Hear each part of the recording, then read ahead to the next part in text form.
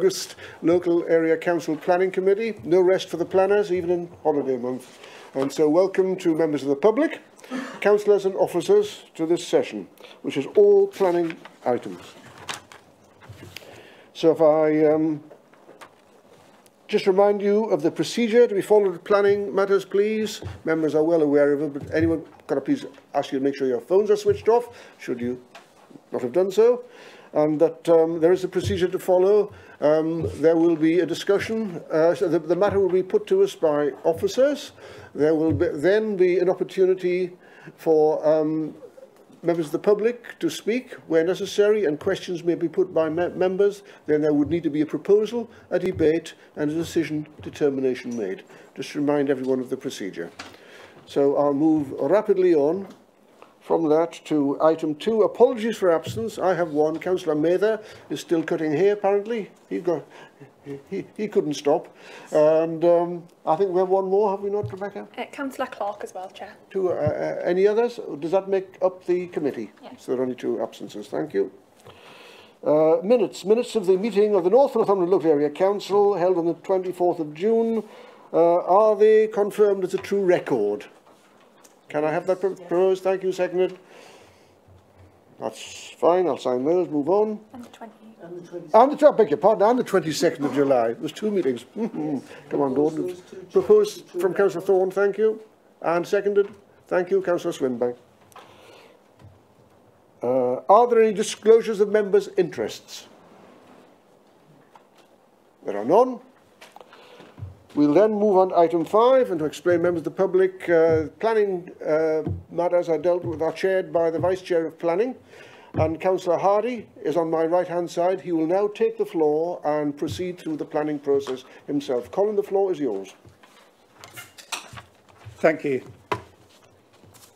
First item is agenda item number 6, which is 20/03697 full. Extension and conversion to provide 18 additional hotel rooms and improved pub restaurant facilities. Bamburgh Castle Inn, Seafield Road, Sea Houses.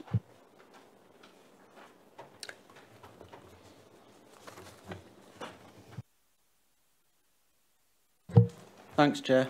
In terms of the updates, we've got a couple of late issues to sort of raise your attention.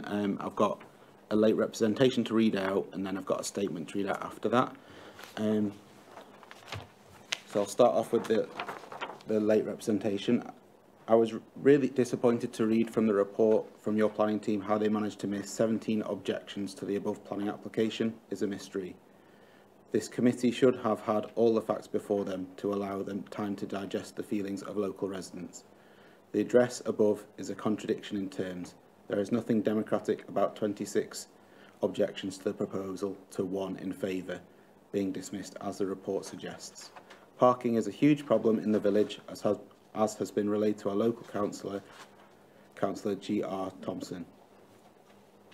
The local public car park is usually full mid-morning, and 18 bedrooms and increased catering space could easily attract 100 plus vehicles. To say there is adequate public transport is a joke when the bus stop within 50 yards of the development has been out of use for 2 years due to difficulty of getting a bus along the main street due to indiscriminate illegal parking. I hope this conveys the strong feelings on this subject, which could see this village grind to a halt. A.B. Ritchie, 25 Crumston, Sea Houses. In terms of this issue, there was a calculative error, which has now been corrected by a registry team in terms of the addresses being lodged on the website, so the figure in the report came out incorrectly. However, to confirm, the letters of objections were received, and they were on the application file, and they were taken into consideration by myself when I went through the issues and summarised those. Letters of objection have now been received from 30 representatives. These have been uploaded onto the website and are on the application file. The points raised in the report still form a relevant summary of representatives' concerns, as the analysis of the issues raised by the officer was undertaken on the basis of the letters lodged on the digital application file. To confirm, the addresses needing to be logged. Two of the local residents have resubmitted the previous objections to the LPA. To confirm the amended letters of objection have been received from 30 representatives. To summarise the issues, raised, these are as follows: parking issues in the locality of the site and the potential exacerbation of these, potential emergency service access issues, overdevelopment of a congested site, and alleged vehicle damage from users of the premises. And that concludes the update in terms of late representations. These are all on the website. In terms of further updates to the report, there's a typographical error by myself on para 7.18, where the sentence should finish after the words National Design Guide. The remainder of the sentence is unfinished and is actually erroneous. In terms of para 7.54, I've referred to coastal mitigation payment and principal occupancy by unilateral undertaking. Again, this is erroneous given that it's a hotel. This should match the resolution, which is that the CMS, that the legal agreement should just relate to a coastal mitigation payment. And to confirm the recommendation, this should be granted subject to conditions and a legal agreement in relation to a coastal mitigation service contribution of £5,166. I'll now move on to the formal presentation of the proposal. So here we've got the application site, which is located within Sea Houses, within the harbour area, just set back from the harbour itself. You've got, to the right, you've got a zoomed out look at this at the proposal site in relation to the wider settlement, and then you've got one that's sort of more zoomed in to give you a bit of context as to where the Bamburgh Castle Hotel is. You'll notice to the south of the site, that's where you've got the car park. I'll just use my cursor here to point that out to you. This is here, if everyone can see that. That is the car park that belongs to the Bamburgh Castle Inn as it stands at the moment. Here's the block plan, which I appreciate there's a lot going on there. However, it gives you the proposed block plan and layout. Got the harbour to the north here, the car park to the south. The extension, although it goes into the area that is sort of part of the car park, it's not a part of the car park that is used for parking. It's not designated spaces. The access to the car park is from here onto the roundabout, and that is to remain as existing. Here we have the roof plan, and here we have the proposal plan. I appreciate they're quite faint. I do have copies of the proposed plans with me today if anyone wants to take a look at them. Here we have photos of the Bamburgh Castle Inn. This is from the harbour. And this is me just stood on the pier taking the photos for you. This is me stood on the road.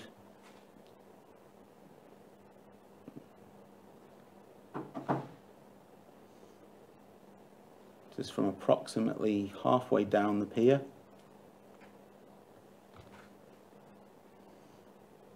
Here we have the existing car park. This was taken in early August, so it is during holiday season.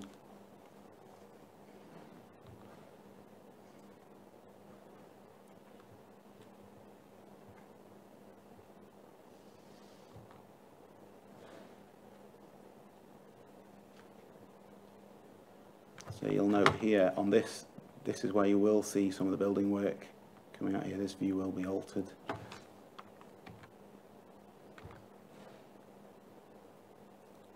And to conclude, the recommendation is for approval subject to the conditions as set out in the report, with a coastal mitigation contribution of £5,166. Thank you, Chair. Thank you, Jim.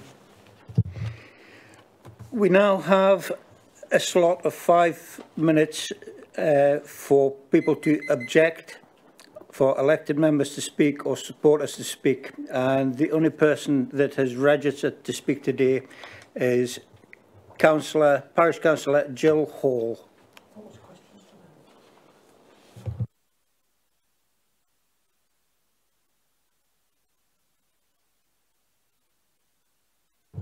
Can I go ahead now? Yes? You can indeed. Right.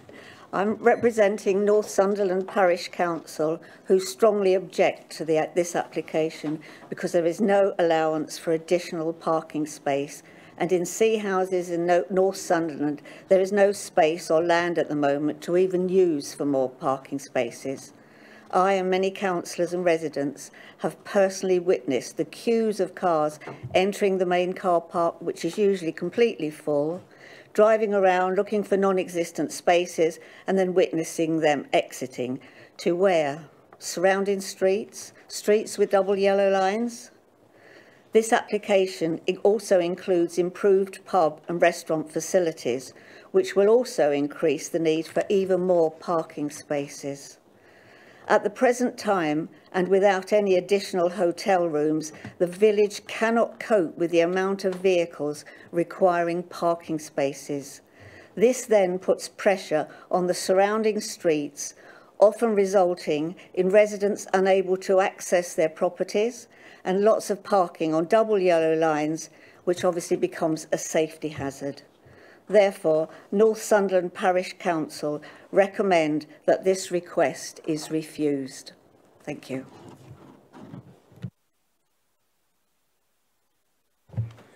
Thank you. Do the committee members have any questions for the officer? Sorry, yes. Yes, can I ask how the parking spaces are actually calculated?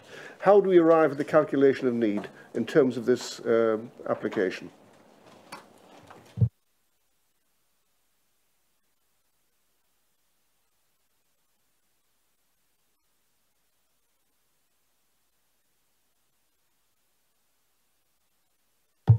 In terms of this application, it's a town centre development.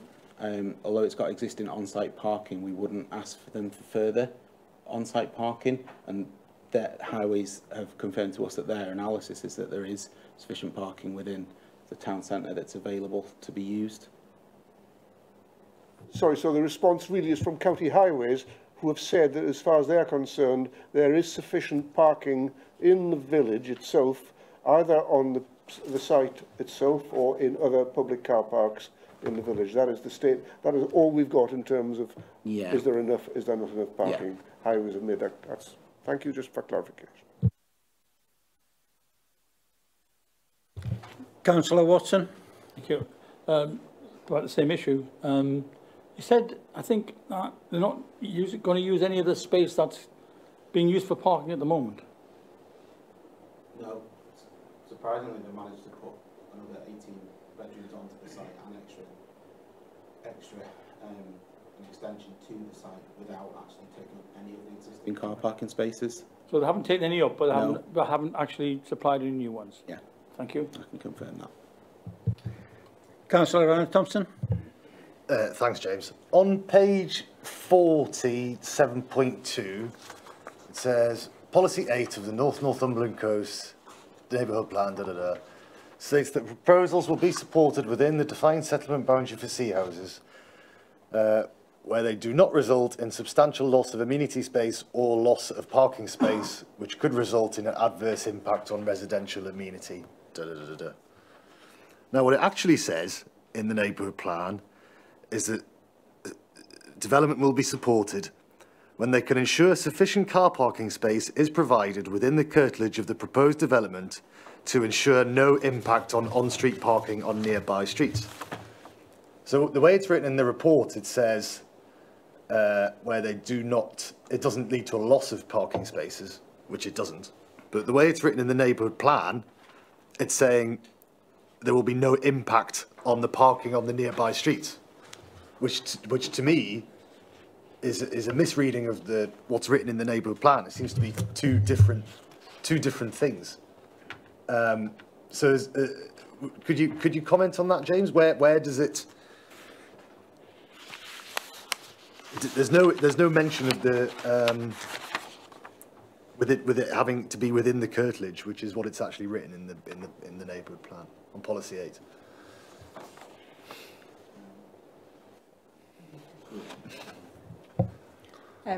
Apologies for that.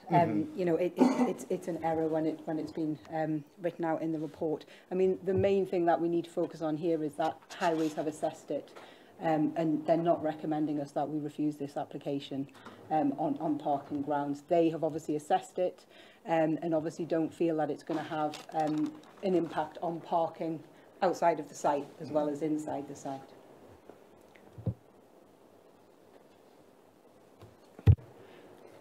Councillor Pallinson.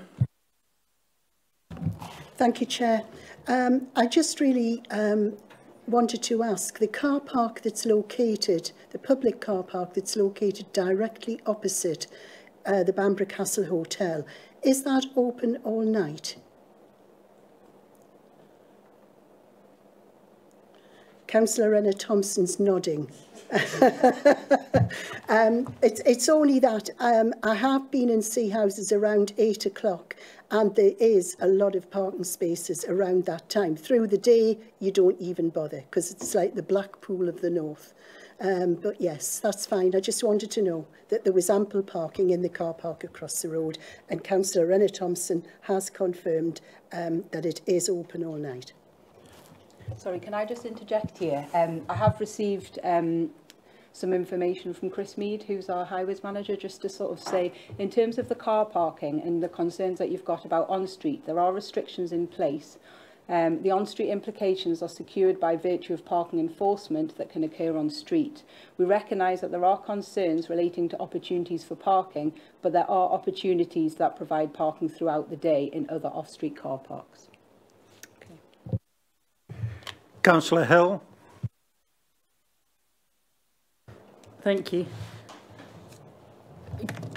Could you actually just, in simple terms, explain policies around car parking? Is it that you're saying highways are saying there's adequate car parking? If they said, well, there isn't, but overall it's a big benefit for the area, so never mind. Is that really what they're just saying, no, there's adequate car parking? And, you know, I'm thinking on a general point, and I know we're not talking, but if we were talking about a city or something, if we talk about a London hotel, is the car parking? You must be joking, of course it's not. But that wouldn't stop it being developed. So, could you just give us an understanding and how hotels are different? Because I understand with sort of housing now have to provide a certain percentage of car parking. So could you just give us an understanding on how it would be in grounds for objection? I mean, we may receive a supplement to my answer from Chris, but just for now, I mean, the MPPF sort of gives us guidance on it. And it's I know you say it's not London, it's not comparable, but it's a town centre location where businesses don't need to provide as much off-street parking than they do in more rural locations. Is that okay? And I'll just supplement this. Although this is the emerging policy, but just to kind of give you an indication in the, going forward, what we'll be applying is C1 hotels, you would expect 1 space per bedroom and 1 space per 3 staff.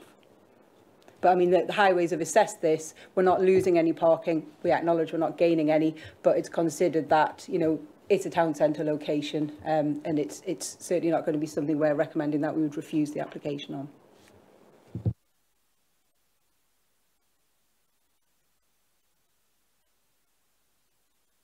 Anyone else got questions? Sorry, Councillor Swinburne. Yes, thank you, Chair. So on a slightly different tack, could you confirm that the parts of, obviously we've got a substantial increase in number of bedrooms, and some of it is existing building, I understand. Can you confirm what that is presently, what is being displaced, if anything, from that? What's being displaced from?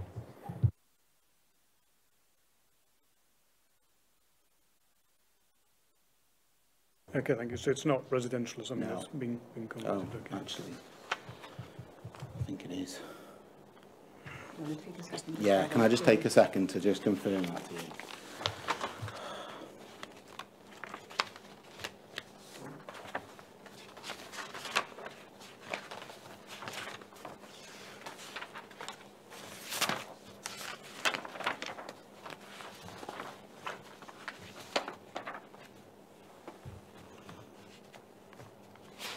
Yeah, because, sorry, my understanding is that, the area it's called Coble Cottage, so if I go back on the slides,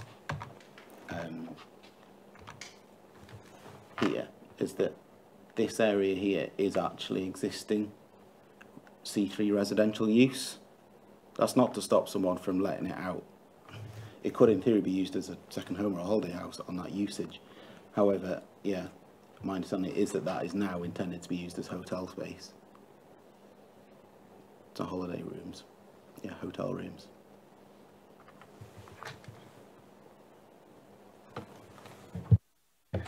Councillor Ryan-Thompson. Thanks, James. That was the slide I wanted to see. So you've got the courtyard that's near the old ice cream factory and the Coble Cottage, right? Yeah. In there. Was there any discussions had about, I mean, what are they going to use that for? What's going in there? That bit? Yeah. No, this bit here, where my cursor is. No, this bit here. Oh, this bit there. Yeah. I've had no discussions about that whatsoever, being honest. Yeah, could in theory be some extra parking, but that's not what's been put forward. Yes, fair enough. Yep. Councillor Swinburne. Yes, sorry. In terms of the neighbourhood plan policy 8, could we clarify whether or not there is conflict with that policy with regard to the application? Well, it would. Yes, there would be conflict with that policy. However, based on material considerations and the MPPF, we feel those would outweigh that, and that's the advice from Highways, is that we couldn't refuse it on those grounds, with it being a town centre location.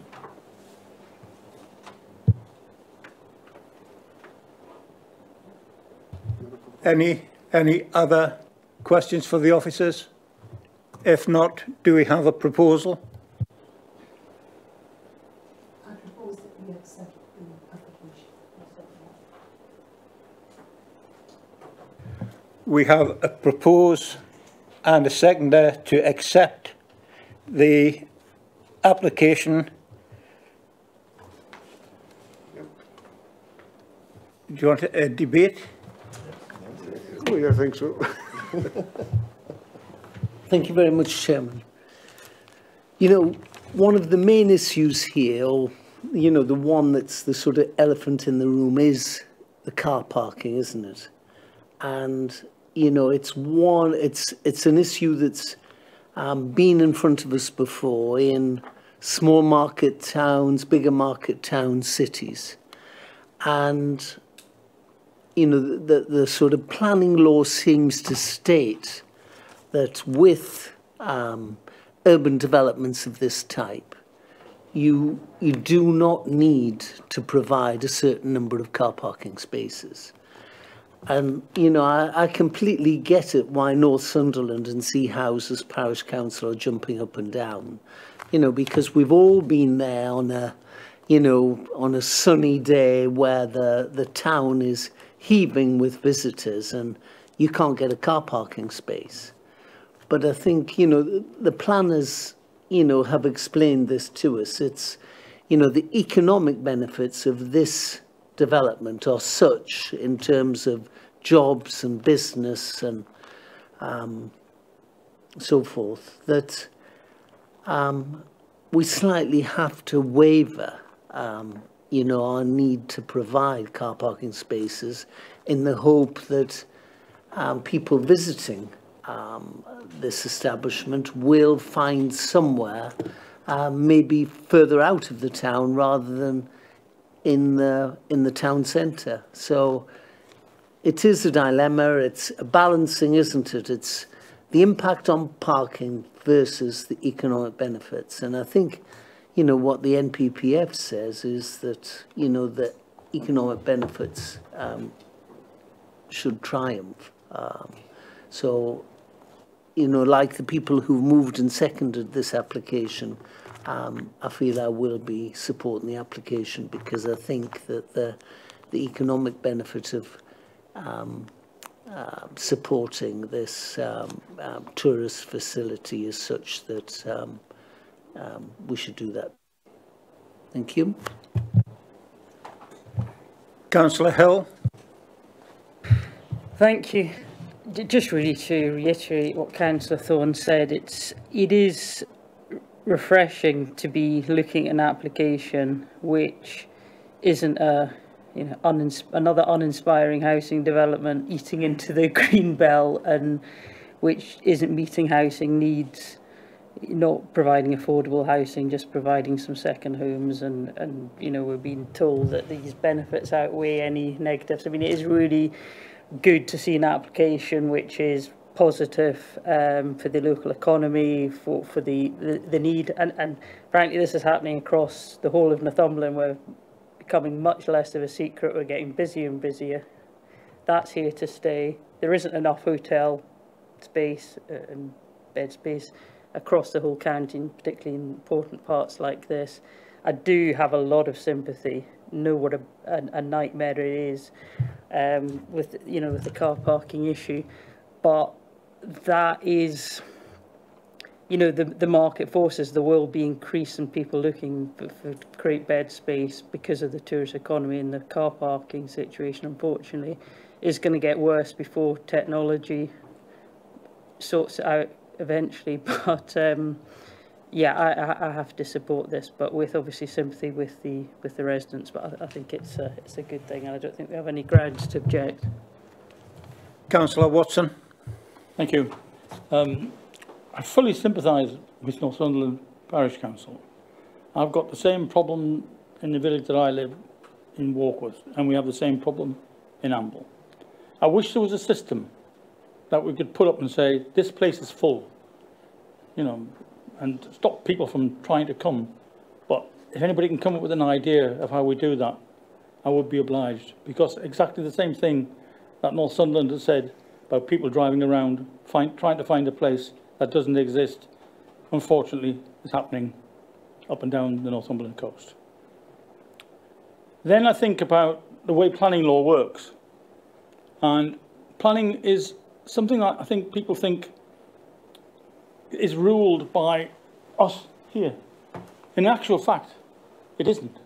It's ruled by government, and we have to obey the rules and the regulations that are laid down to us. And in all honesty, looking at this proposal, which I have to admit I don't really like, but I cannot see that we have an objection that we can make that would stand up under any sort of scrutiny against the planning laws if it came to the crunch. So, in conclusion, I'm going to have to reluctantly, I think, support this, as I've had reluctantly to support other things of a similar nature up and down the coast. Thank you, Chair. Councillor Ryan Thompson. Thanks, Chair. I think I might be the lone voice in the room that cannot support the application. Not that I don't think that this development is a good thing. The Bamburgh Castle Inn expanding and the In Collection Group spending money in sea houses is a good thing. But I would like them. I would prefer them to go away and come back with a better scheme, one that does not put in so many rooms with so few no extra car parking space. There is space there in the courtyard for a few extra car parking spaces, as I've pointed out. The 30 objections come from Crumstone Estate, which is the one immediately adjacent to the pub, and it is the bane of their lives in their housing estate. A lot of the time you can't even get in because the cars park on either side of the road. We've put bollards up on the pavements to stop people parking on the pavements, but now they just park on either side of the road. You can't get past. We've tried. We've got signs up saying residents only parking. We've put in double yellow lines. All and sunder are ignored by dozens of people every single day. The car park over the road is full all the time. The idea that people will turn up and park in there. I mean, even when there are spaces, they still drive around trying to find the free space, next to the in the local estates. So it doesn't really make too much of a difference. And also, the very point of doing a neighbourhood plan is that the views of the local residents are listened to, And there is an exact policy in the neighbourhood plan to deal with this that says developments within the settlement boundary will only be accepted if there is no impact on nearby streets and if there is enough parking provided within the curtilage of the development. And what was the point in all those volunteers spending all those hours going to a referendum for that neighbourhood plan if it's simply going to be brushed aside? There are economic benefits, but I think they are slightly overstated because most of the staff that work here are bussed in from Newcastle because there aren't enough local people to fill the jobs at the end of the day. And those are the two reasons really. But that's not to say I don't want it to happen. I would just prefer them to go away and come back with a better scheme. I know what I would ask them to do, but we're not allowed to do that. We have to look at the scheme that's in front of us, don't we? But I can't support it as it stands. Councillor Hunter. Thank you, Chair. Again, it has an economic benefit, but similar to Councillor Renner-Thompson, I do have concerns about the parking. Policy 8 of the neighbourhood plan, as has been referred to, is contrary to what is said. And, you know, sea houses is by first thing in the morning, you can't get parking spaces. And if people can't park, they are going to do as park in the streets. And unfortunately, as this application stands at the present time, I can't support it. I would look forward to an application coming forward that has the economic benefit but addresses the parking issues.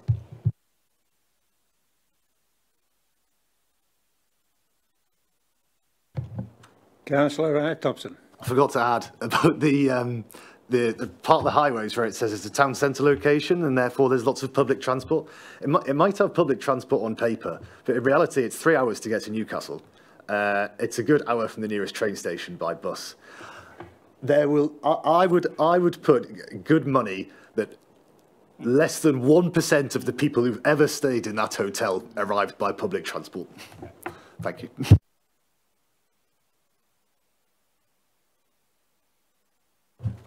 Thank you. We have a proposal. I was also going to speak. Sorry.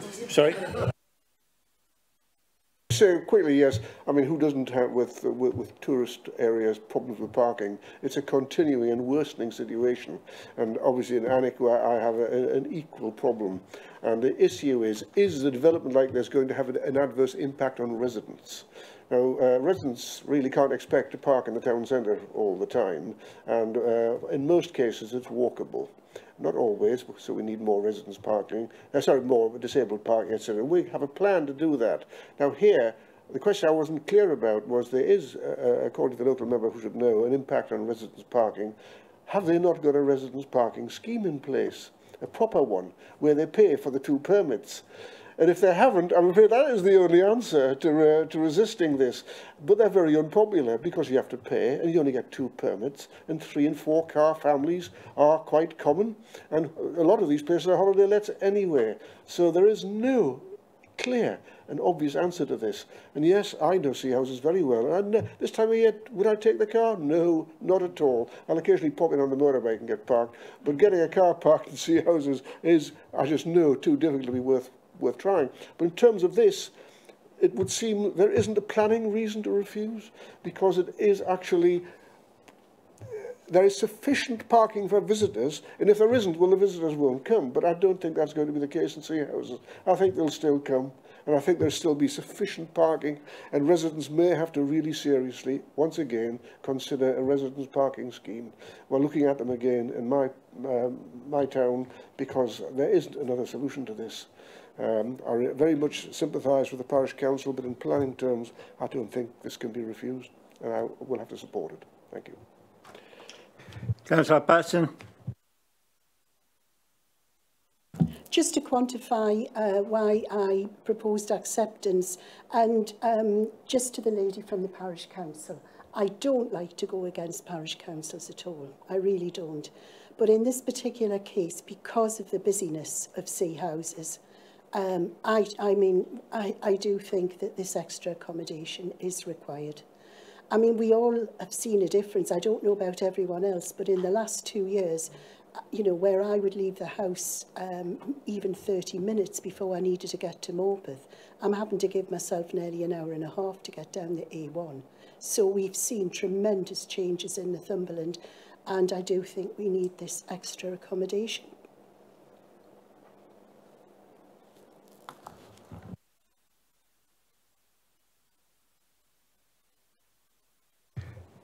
In that case, we have a proposal and a seconder to accept this proposal, and I ask those in favour to raise their hands. Everyone just keep their hands up a second, thank you.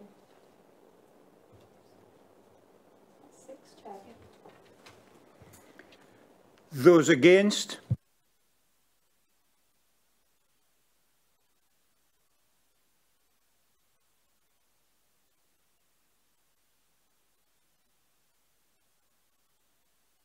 Carried. Thank you.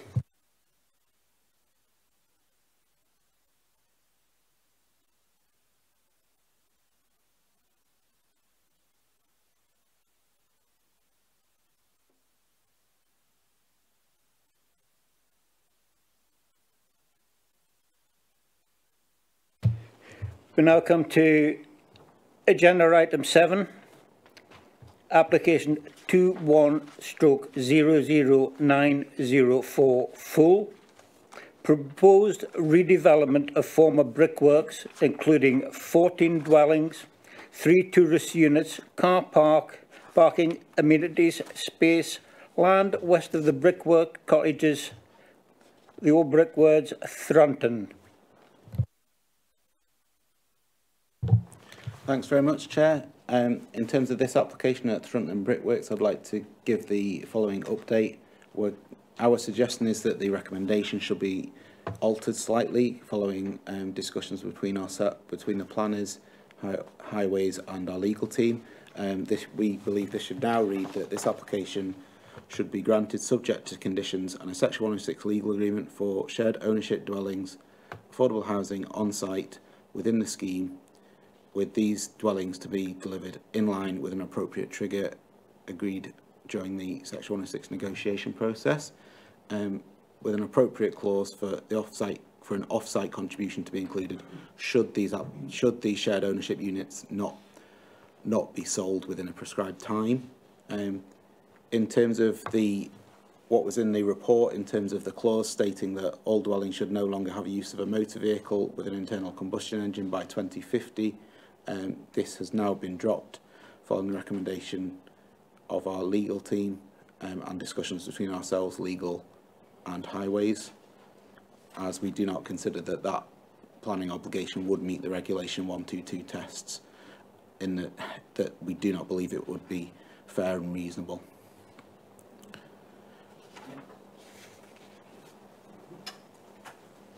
In terms of the scheme as we've got the former Thranton Brickworks site, which was, I understand it was in use as brickworks until approximately 8 years ago, and well, it was in use of brickworks quite a significant period of time ago. Then it was in use as a carpet recycling / disposal site. You'll notice there's a trout fishery next door to it here, and you've got some residential buildings here, residential properties that have developed alongside the brickworks during its former life as a brickworks. It's been in a redundant and disused state for about 8 years now. Here you've got the Thranton Brickworks in its wider area. Some of you may know this area. This is Thranton Woods. You've got the A697 here going up towards Wooler. The videos that I took for you, they were largely taken from this road here. In fact, I think they were all taken from this road that runs along the western side of the site, looking from the eastern side of Thranton Woods. In terms of the scheme that you've got, this is the layout that we've had proposed to us by the applicant.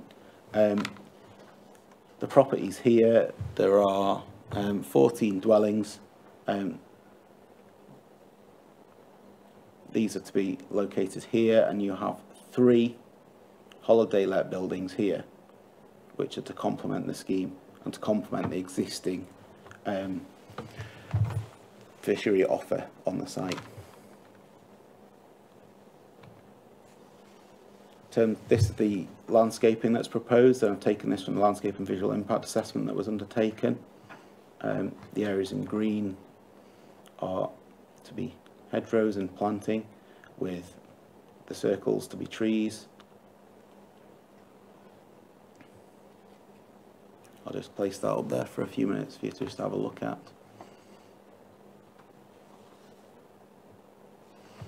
You'll note here that you've got the blue dots. That is where this swale is intended to go. That is part of the sustainable urban drainage of the proposal. You've got Suds Pond to go in here.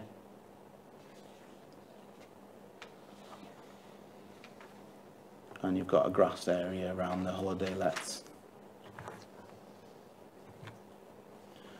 Now I've got a series of slides showing you all the house types within the scheme. These are the residential dwellings. The holiday dwellings, incidentally, we've put in a condition to control those to be solely used as holiday dwellings. Holiday lets, sorry.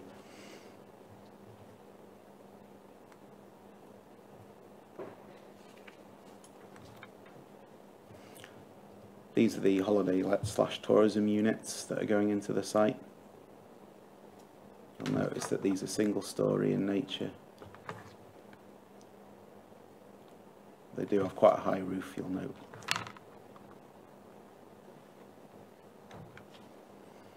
Here we've got some site photographs. This is from the trout fishery at the former clay pits. Looking up towards the site here, you've got the former brickworks buildings. Here you've got a photograph looking down from that road that runs along the edge of Thrunton Woods, down towards the site. You'll note there is some site clearance works going on at the moment.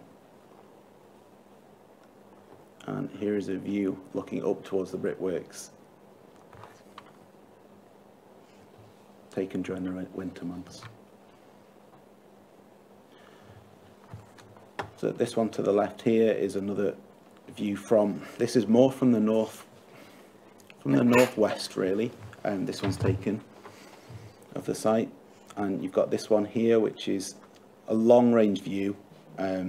This is about as far away as I could take a photograph from and still get the site within, like, visible. You'll note the chimney here with my cursor. That is from the south west of the site, and that's taken from a vantage point not long after I've come off from the 697 onto the Thrunton Woods Road.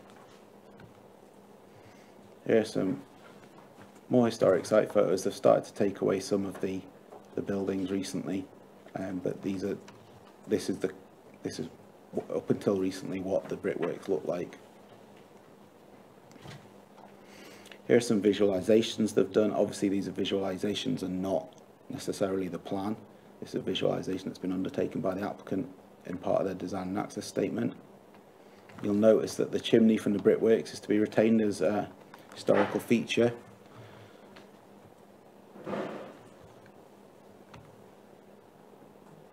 And that concludes my presentation, and to confirm, our recommendation for this proposal is that we would recommend the application be granted subject to conditions under Section 106 legal agreement covering the shared ownership dwellings as set out in the report within the scheme, with an appropriate trigger to be agreed by the Director of Planning at a later date in the Section 106 negotiation period, with an appropriate clause for an off-site contribution to be included should the shared ownership dwellings not be taken on by a registered provider. Thank you very much, Chair. Thank you. There's no public speakers listed, so we go straight on to questions from committee members to the officers. Yes, please. To your left. Councillor Bridges. Thank you very much, Mr. Chair. I've got 3 or 4 questions, so I'll start with the first one. Now, I'm not keen on the idea of lighting the scheme, but I note on page 54 of the report what's come back from the architectural liaison officer at Northumberland Police. Has any further consideration been given to that response? That's my first question of 4. While you're looking at that, I draw your attention to page 60 and 7.24 on the report, where it says the last paragraph where it, the last sentence where it says, however, there are no affordable rented units in the area to allow the affordable housing team to gauge the need for affordable homes within Thrunton. There are 4, because they're owned by this authority, and 2 of them are empty. So that statement is inaccurate.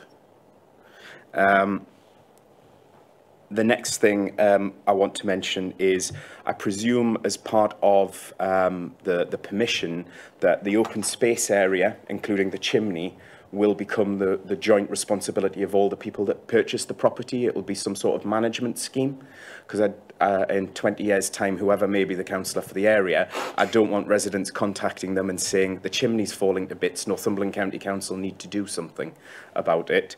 The other thing, if I could ask the Affordable Housing Officer, could you give us an idea of what the value of these properties will be potentially, and the scale, how the scale works with the shared ownership, in terms of, say, the property's worth £400,000 and they can buy 50% of it, and the remaining 50% they'll pay rent on, so they've got to have £200,000 potentially to purchase it. Could you give us an idea of the scales as well? That's my 4 questions.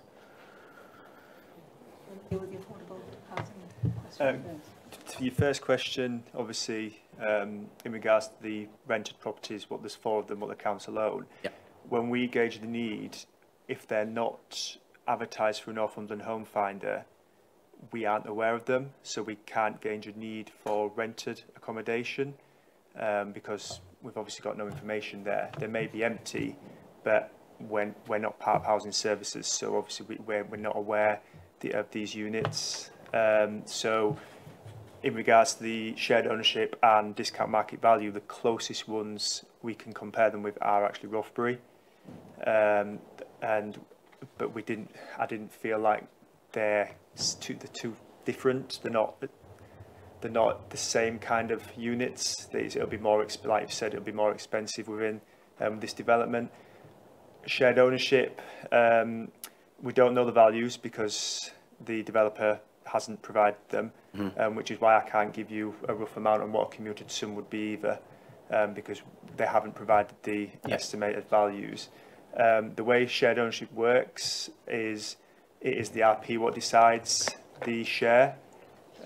So they generally have them anywhere between 50 to 25%.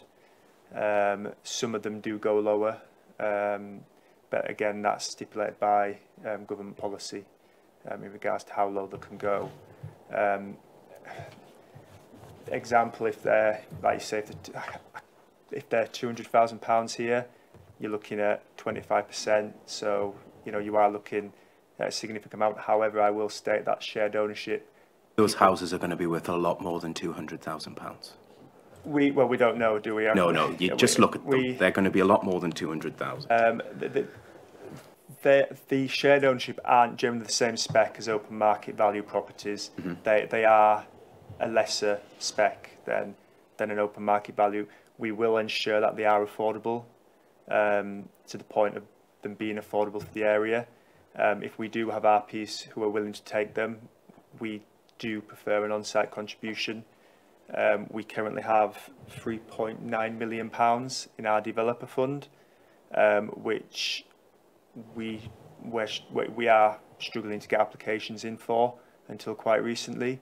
So to ask for a commuted sum when we've got a potential RP wanting to take units on site, we feel that we don't essentially need the money to put in elsewhere, because there's money already available there for... You may think that, but I may have a differing opinion.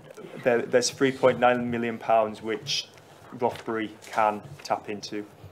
So an extra 150 grand, for example, isn't a massive amount. You couldn't build a house for that. So we're getting 3 houses potentially here. So that's why we've asked for an on-site contribution with a clause saying that if the developer doesn't find an RP, we will then take on the commuted sum after a period of time. So we have got a clause there which will enable the developer, once they've fully justified that they've tried all possible angles to get them on site. Just a little bit of context in regards to affordable housing as well. We've done a housing needs assessment within the area, so we're actually fully aware of what we need in the area, and over the next 5 years we need 4 rented units and 12 shared ownership units across the Mid-Corkydale area. Currently on permitted sites, we've met the affordable rented ask, but we're only a third of the way through meeting the home ownership ask, which again, these 3 units will help get us to that target, which the housing needs assessment is a council done survey, so we do obviously value the survey itself, so these units will help us achieve the amount of houses we need in the area. So has that answered everything? Yeah. Could I ask that you close your microphone, Councillor Bridget? Councillor Castle. Oh, sorry. In terms of the lighting issue, we do have a condition 21, which, like, admittedly, that was designed with the intention originally that it was in respect of ecological matters. However, when I was drafting the report, I didn't really see a need to have another condition that said pretty much the same thing.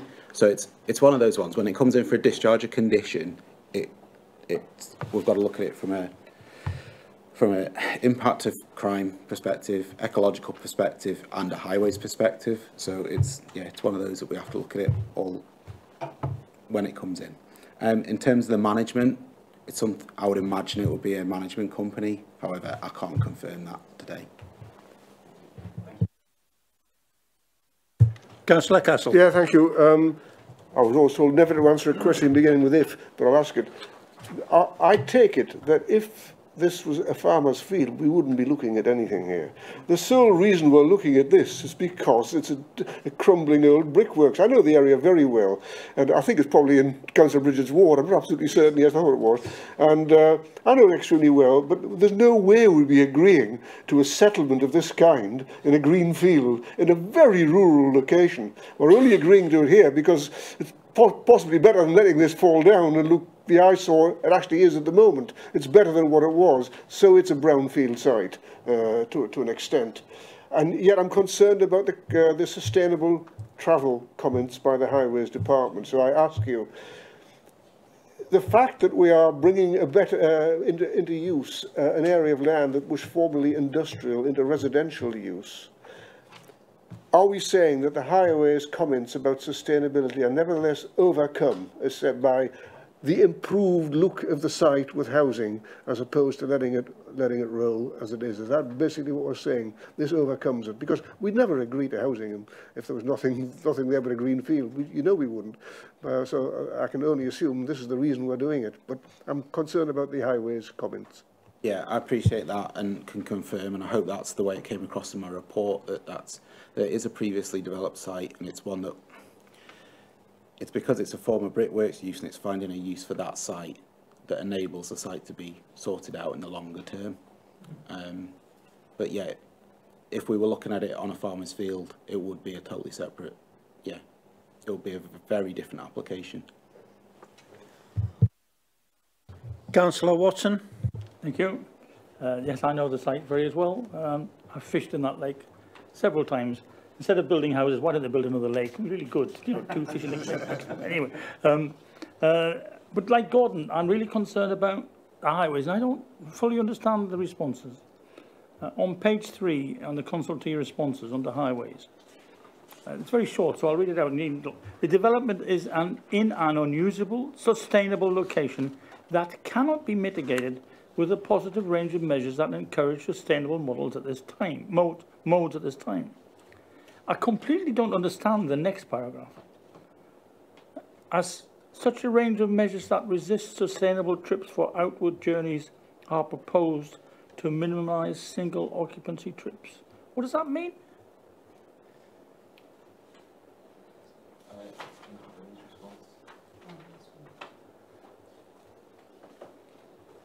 Page 53, number 4, highways, second paragraph. Basically, it means that highways have suggested a range of conditions that would try and limit the amount of single occupancy vehicular trips, presumably by car. How can you make them single journeys if somebody lives there? Shared journeys. Okay, that's really nice. Everybody lives there and works at the same shop. But I don't think people will somehow. And I also have maybe a little bit of a concern as well about affordable housing. So we'll have affordable housing there, but they're going to have a car. Yeah, but you'd have to have a car with an open market value property. These units are shared ownership, so they have a mortgage, okay, like an open market. So they're shared property. ownership, Yeah, and not. They're not rented. Okay. The rented we did deem as unsuitable for the area for I guess that reason in a way. Yeah. Shared ownership, they're like discount market value, which is another home ownership product. They're like an open market value property. That people work, generally have a car, generally have access to 2 cars. Yeah. So that's why we've looked at them and said shared ownership is probably the most suitable for this particular site and not rented. So. And if I may just come back and finish off. So the officers are convinced that what the highways have said about it not being sustainable and all the rest of it are overruled by all the other things that we've said? Can I just come in here? I've got a little bit more clarification come through from highways. What they're saying in respect to your previous question is, it means the development will not seek to encourage trips outwards, and the travel plan will support development that supports inbound trips for deliveries and servicing. So that's what they meant by that initial comment. The other thing, I suppose it's similar but not similar to what we were talking about last month at committee. Like the way we're getting comments from highways now. So you've got your safety aspect, and they're saying here it's safe. We shouldn't be refusing it because it's not going to be safe. But then you have got your other factor that you look at, which is whether it's sustainable or not. Now, in some cases, you will find we will bring applications, say, for a conversion where the planning policy in the MPPF supports the conversion in unsustainable locations, but then you have still got highways saying it's not a sustainable location, and we really, would like the developer to try and do some things to, mitigate for that. In this case, though, you've got our policies say it's not sustainable as well. So we haven't got any policy support here. We're saying it's an unsustainable location, and if it were not for these material considerations which we've put in the planning balance, we wouldn't be supporting this application. So to kind of summarise it, it is contrary to policy. It's not going to have an impact on highway safety, but it's contrary to our principle of development policies, because, like you say, it's an unsustainable location. If it were a greenfield, we wouldn't be recommending approval. But the material considerations here outweigh. Because it's a brownfield site. Because it's a brownfield site where we need to, there are environmental issues. It's falling into disrepair. It's been vacant for 8 years. So they, in this case, tip the balance and outweigh. You should write these reports, Viv, not the highways. It's much clearer. Thank you. Councillor Seymour. Yes, thank you, Chair.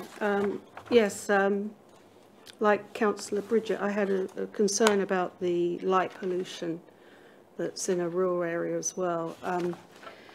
But my other question was really on drainage. Initially, the LLFA raised some concerns over the proposed development from a flood risk and drainage perspective. But I understand following some further information, the concerns have been overcome. So I just, subject to the conditions appended, but I couldn't see them in here. And I'm just wondering what actually are the conditions that have been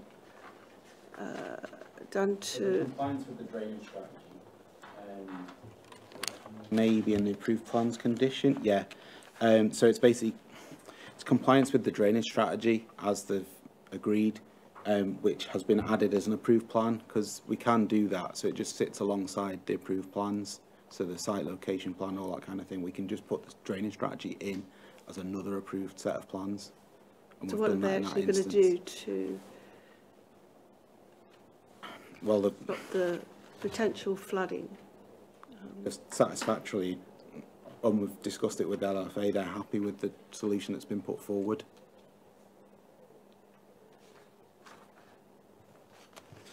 So they're happy that Yeah. there won't be a flood problem issue? Yeah.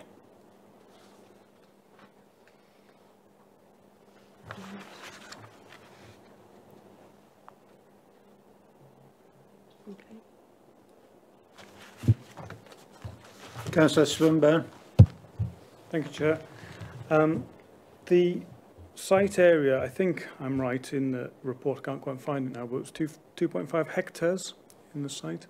Can you tell me, because obviously the emphasis here is on the fact that it's a brownfield site, can you tell me what the footprint of the buildings on the site actually is? What the current...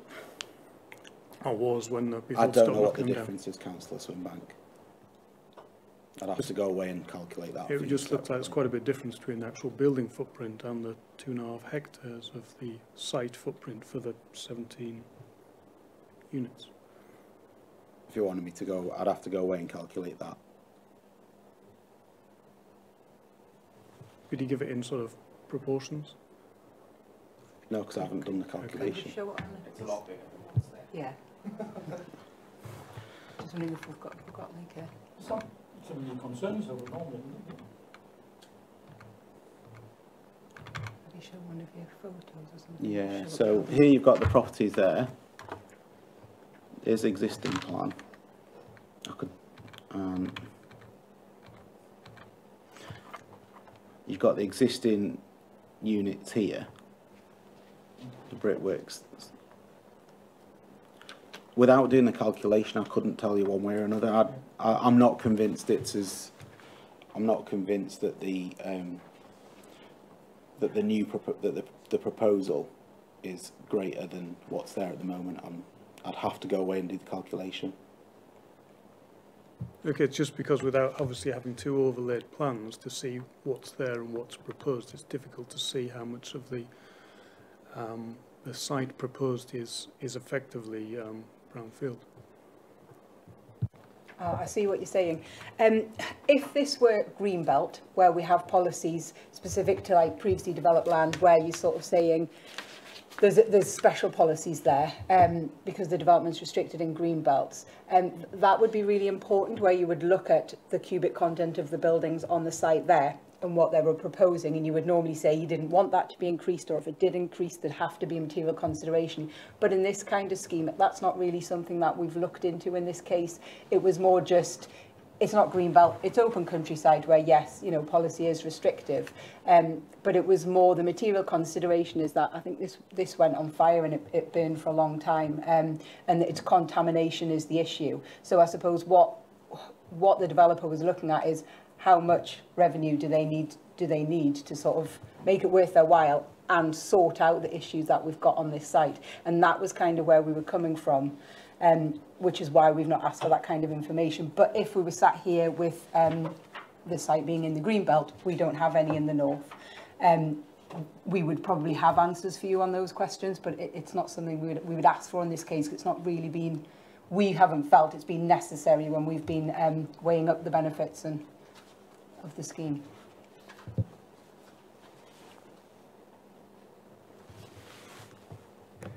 Councillor Hill.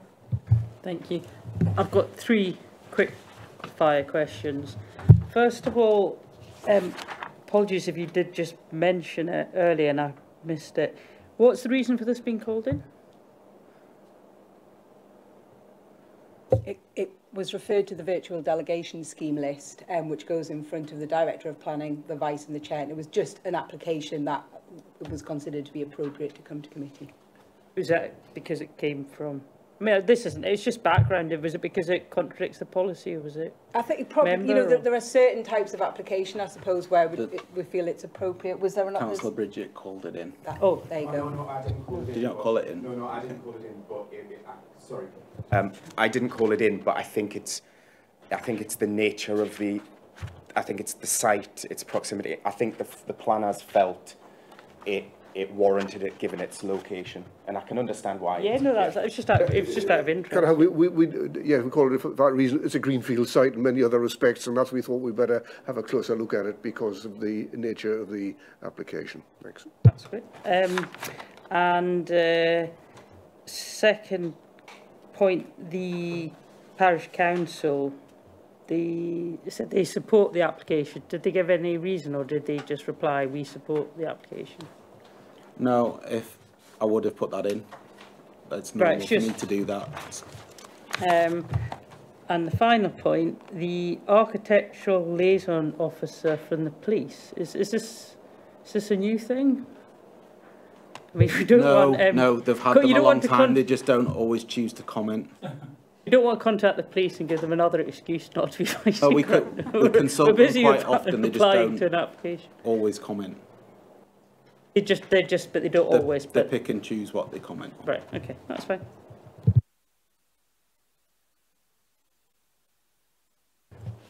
Any further questions for the officers?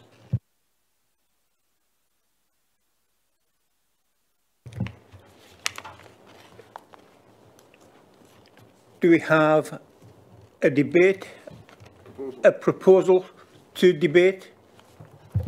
Yes, Mr. Chairman, as it's in my area, I'd like to propose acceptance of the scheme in front of us, subject to an amendment, which I'll elaborate on, and I'll explain a bit more about the scheme, and I think Councillor Thorne will be able to as well, because it's quite close by to his patch too. But the scheme, if any of you travel along the A697 up towards Whittingham and Glanton, the site is an absolute eyesore. It's terrible, and it's needed something done to it for a long time. And I don't often say this, but the scheme that is before us is one of the best designed schemes I've seen come in front of this committee in a very long time. The applicant has gone and looked at properties in Whittingham and Glanton, which are nearby settlements, and tried to model those properties on what is nearby, and I think they've done it very sympathetically. I like the idea of the chimney remaining and the open space within it. I would ask for more applications like this, because they've really done it very sympathetically with the area. What I would say is, and I think you can guess by my line of questioning where I'm going with the amendment, I'm not comfortable as the local member with the shared ownership scheme. And I'll give you a couple of reasons why. One, as the Affordable Housing Enabler has elaborated, the shared ownership properties would potentially be done to a lesser spec than what is being proposed on site. And I think that would detract from the overall scheme, which is a very good one. So, and it's unusual for me to say this, but I'm saying it as the exception because it's been designed so well, and it is sympathetic to the area, and I don't say that often. I would prefer, and this is what my amendment is, I would prefer that if this committee, I would like to amend it, propose acceptance, but that we take an off-site contribution, because we have a number of schemes coming forward within the Rothbury division that were started by Councillor Riddle in his former capacity and have been taken on by Councillor Horncastle. We have a number of schemes coming forward that I think that this, yes, it's not going to be on this, the same amount as building these properties would be, but I think we can make better use of those funds within the Rothbury division to help develop properties that are to a higher standard. They're like passive housing, environmentally friendly, zero carbon, and I think that money could be better spent doing that on some of the emerging council schemes. I understand what the Housing Enabler said, that there's £3.9 million in the pot, but what my amendment would be, and members might not agree with me, but we've done it before in my area and others.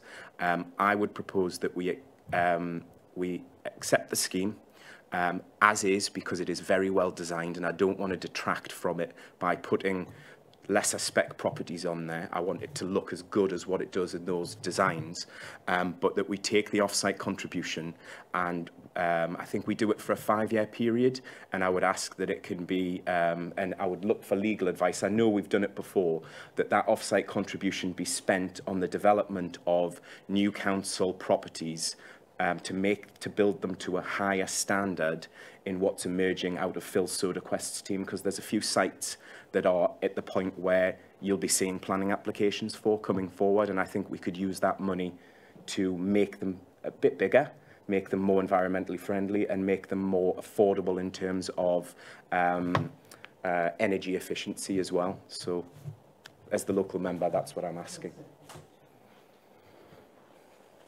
On a point of order, could the legal officer comment on the legality of that, please? Sorry, thank you. So just to confirm, I don't think we've got a sum, have we, Nick? I don't know if Nick can come in here. I don't think we've got an actual figure for an off-site commuted sum. So I believe, sorry, I don't know, do you want to comment on that first, Nick? What we'd have to do is we'd have to basically get the values of every single property on the site, divide it by the number of properties, and then currently, the current protocol, we have like a sliding scale. You're probably looking at 100, 150 grand at the most, which isn't enough to build one housing unit. We have, like I've already said, we've got £3.9 million there waiting for investment from the council, and they can use it. So it's obviously something you guys need to decide. So just to come back on that, so you'd probably have to delegate authority to the Director of Planning in consultation with the Chair to go away and do that calculation with the applicant. In terms of the reference to it going specifically towards council funds, I'm not aware if we've done that before. Normally it would go into the council's affordable housing pot generally. As Nick has mentioned, there is already a sum of money there, and then people have to apply through that pot in the same process.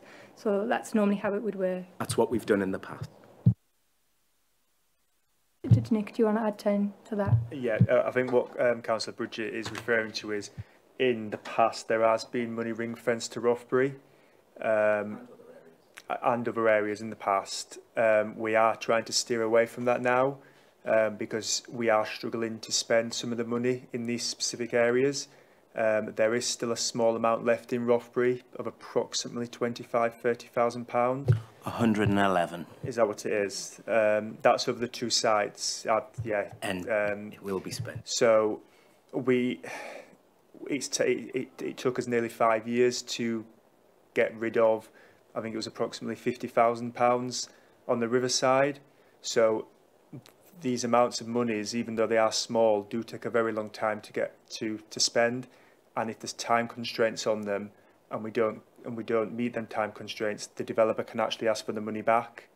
So with it being in a larger pot, the money's still available there for what Councillor Bridget wants to do.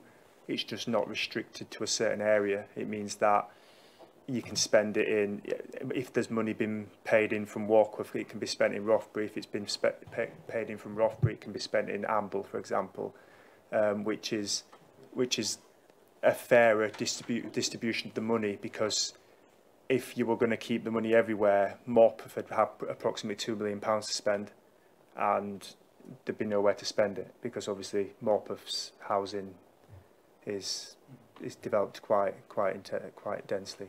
So you need to be careful when you think about localising the money to a certain area. That's the only thing I would add. Thank you. We have a proposer and I believe a seconder. Councillor Thorne. Yes, I would like to second the application.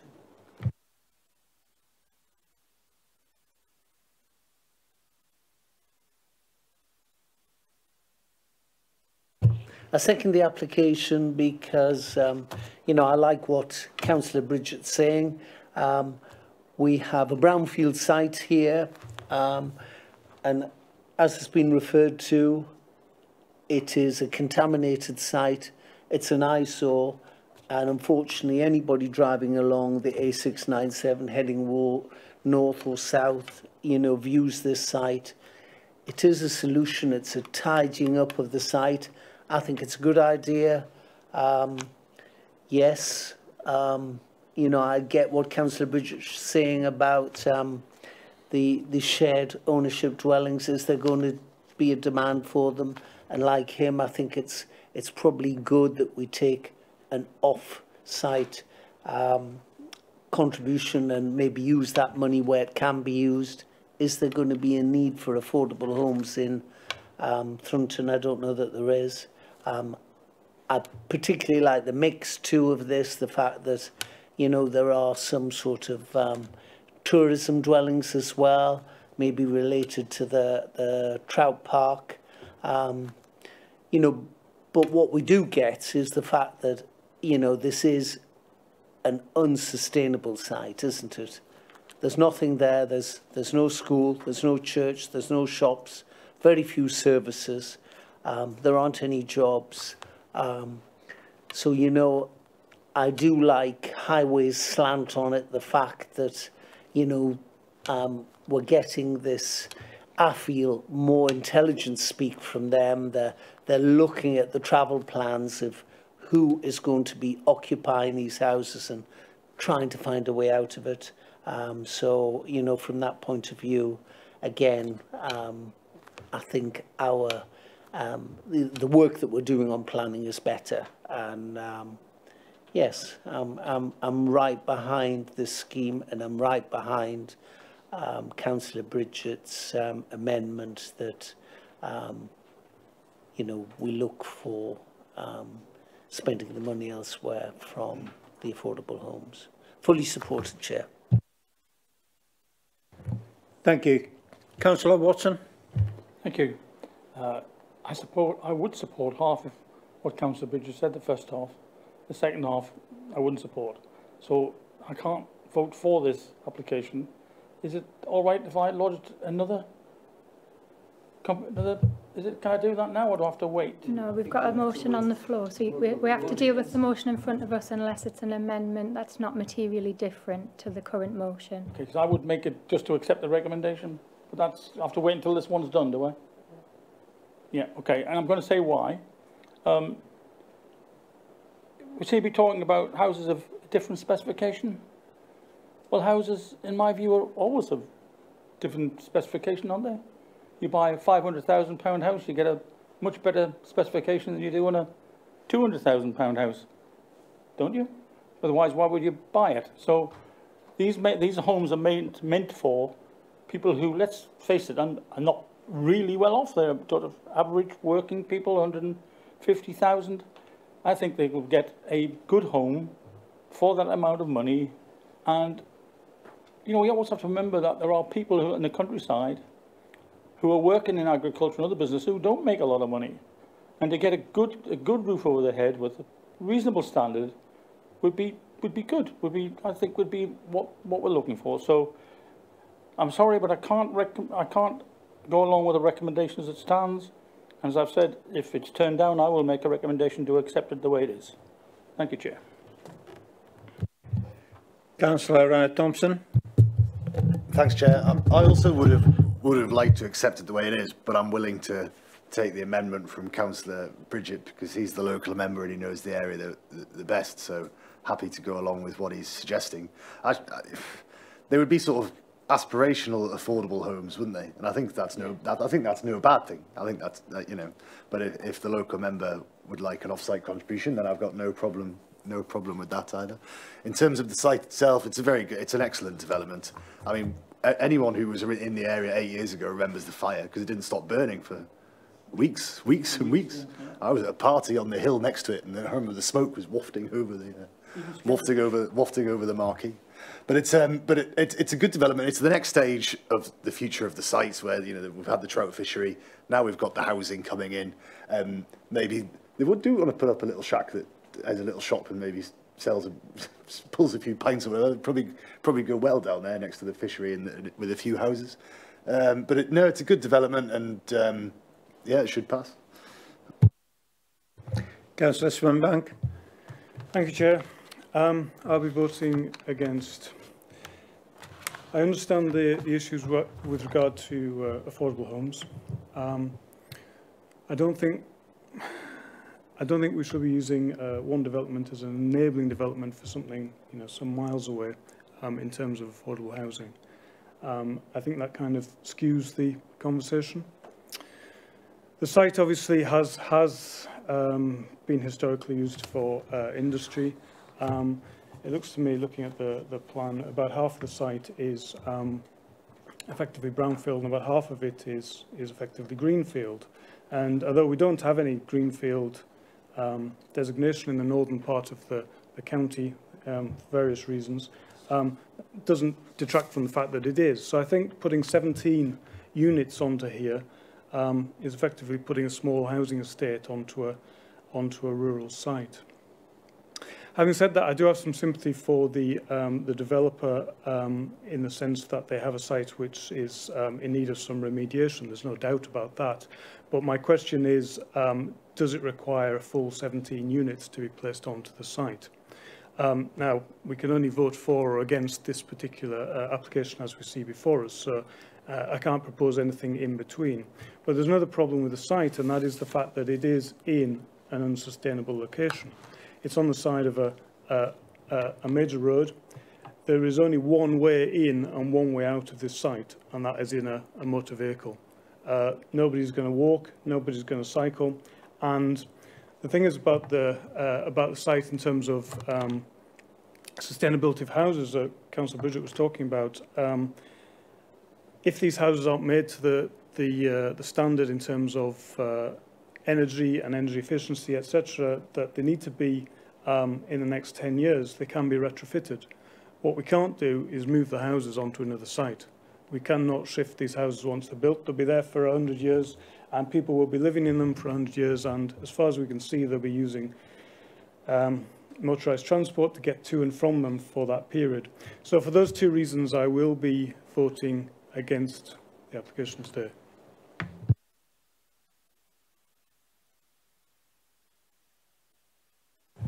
Councillor Pattinson. Thank you, Chair. I know this development well. I've been to Throton Trout Fishery many times. And actually, Councillor Bridget, it's my area that bounds onto it. It's not Trevor's. East to the south. So I fully support this application. It does look a mess. Fully support it. And unfortunately, Councillor Bridget, I am inclined to agree with Councillor Watson on this. So I do approve it, but I do prefer the option from Councillor Watson. Councillor Castle. Yeah, houses will be there for 100 years, but so will the wrecked brickworks, in my opinion, if we don't approve this application, because the alternative, which is some kind of industrial use, is just not pragmatic. Isn't going to happen. If there's any likelihood of it happening, it would have happened by now, and I feel we should go for what is actually a very well-designed application. Yes, it's an open countryside, and no, we'd never have done it if it had been a farmer's field, but it isn't a farmer's field. We have to actually make decisions on the basis of what's in front of us, and what we have is a site which can be properly developed and made into an excellent living area entirely appropriately, and I'll go with the amendment as well because I'm not certain enough of the implications, but I will go with the amendment as put. Thank you. Thank you. Councillor Watson.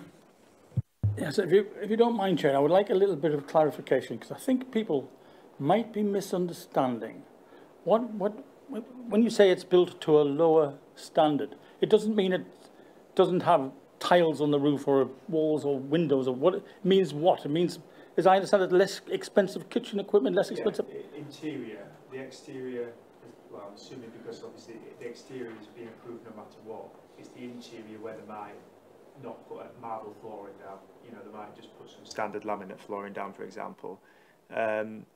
So it's not the actual structure of the building will be exactly the same as what's been proposed and what James has put forward today. It's just potentially the interior will be instead of the oak, you know, the oak trims and stuff like that, it'll be normal standard stuff. So as far as heating and solar and installation, they'll all be the standard, which is obviously acceptable to the council. Otherwise, we wouldn't pass them. Whatever's been approved today, what James has brought forward today is what it will be.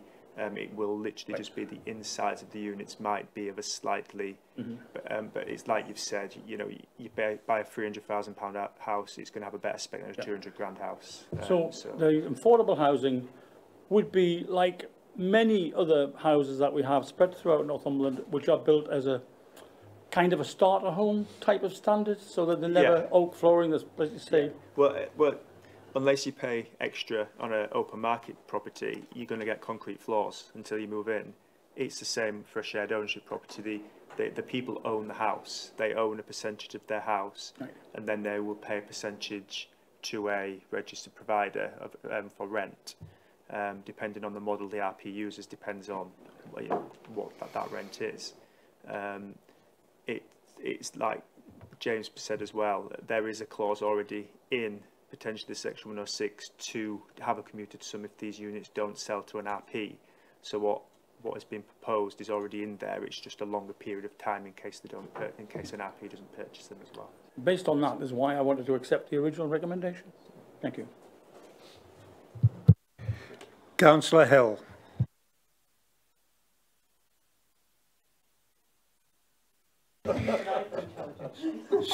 Sorry, you must have been fidgeting. Councillor Hunter. Thank you, Chair. Just a question on the open space in the chimney. Can that either be included in the 106 or as a condition so that it doesn't come back to the council in, say, 20 years' time, as Councillor Bridget was saying, as our responsibility, so that it comes under a management plan? I would be slightly concerned as to how reasonable it would be. We could put it on as an informative. With that, I would quite happy, just so that it covers the council not to pick up the responsibility in a few years' time at any costs. Councillor Thorne. Just wanted to come back on the affordable homes bit, and you know why I think Councillor Bridget has got this sort of completely right. You know, for me, it's nothing to do with the spec of the houses. It's where do we want to build affordable homes? Affordable homes, as we've said, are, you know, are for people starting out or those that are less well off.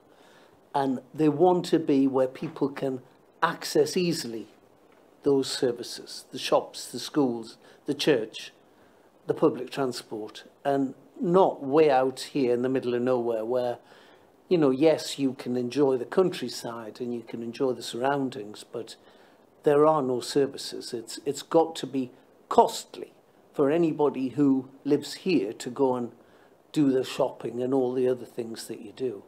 So, you know, again, I feel in a tiny little hamlet, I appreciate the offer of the developer offering the affordable housing, but, you know, I don't think it's the right place for affordable houses to be built, and that's why, you know, I'm very happy to support Councillor Bridget.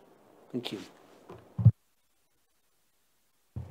Is there any other questions or anyone else wanting to debate this? Can I just come in, Chair? Can we just clarify the resolution with Councillor Bridget, if that's okay?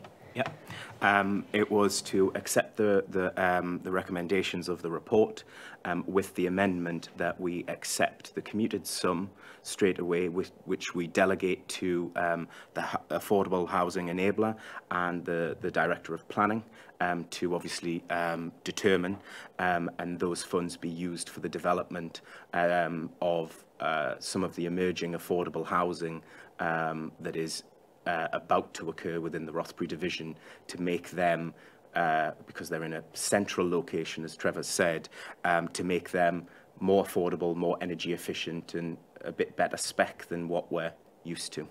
Okay, thank you, Councillor. Is that in addition to the conditions that are already set out in your report that officers have suggested? Mm-hmm. Okay, and Councillor Hunter mentioned an informative. Do you want to take that on board or not? I'm happy to, if it is legal and is allowed. I just don't want that coming back to haunt us in 20 years. It's just an informative, so it's not, they wouldn't be in breach if they didn't adhere to that. I'm happy to accept what Councillor Hunter said. Thank you.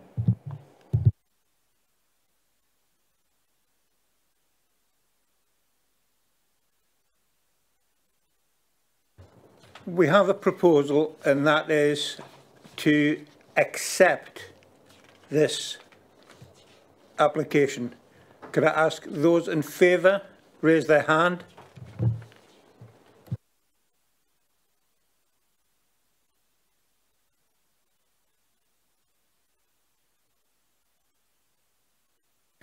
Those opposed?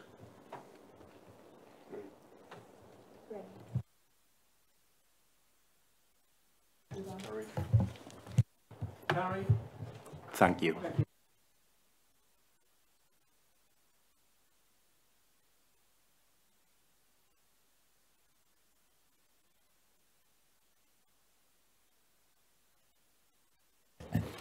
Could I ask a question? Why can't we vote on Councillor Watson's proposal?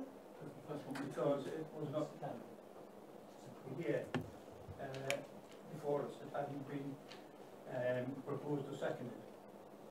Oh, it couldn't be.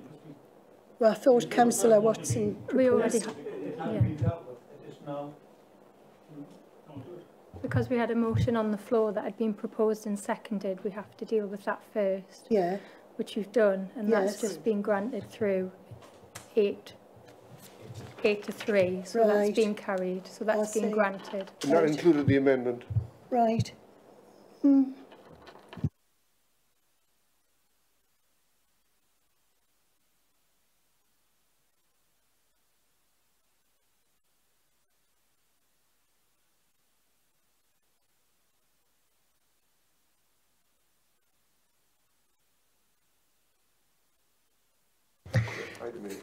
Thank you.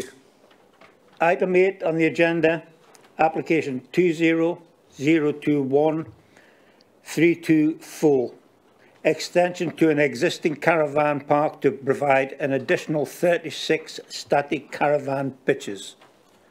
Thank you. Thank you, Chair. So, yeah, this is an extension to the existing caravan park at Tyndall's Hill Caravan Park near Long Horsley. In terms of there are no formal updates other than I just wanted to update you in terms of a bit of correspondence that I'd had with the agent, where they had queried one of the conditions, condition 10 regarding passing places. They were challenging it on the basis that it's on a route that isn't on the route from the 697 where you're directed by the brown signs. It's a very different route. However, they've now relented on that and have accepted that condition. In terms of confirming the recommendation should read as this application is granted subject to conditions. There is no legal agreement suggested with this application. In terms of the location of Tyndall's Hill, it's on the brow of Tyndall's Hill, which is here with the cursor. Here you've got the 697, you've got Long Horsley down here, and you've just got the Rothbury turn off just off the screen there. So it's due west of that location. It's to the west of the 697.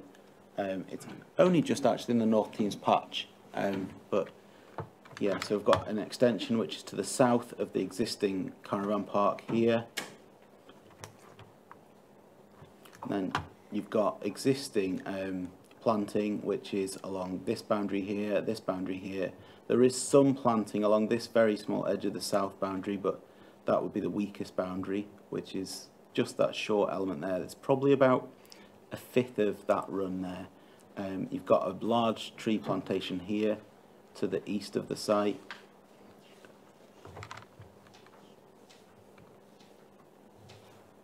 And here you've got the aerial photograph of the site. This is on a hill itself, and you've got the land falling away here, and this is a form of a ridge. You've got the access route that you are directed from the brown signs from Long Horsley, comes via this route here. And there is another route along here that goes to the 697.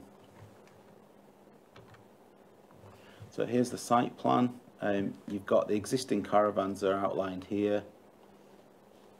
You've got the proposed new caravans there. which is an additional 36. You'll note in the report that brings it up to, I think, 88 on site in total.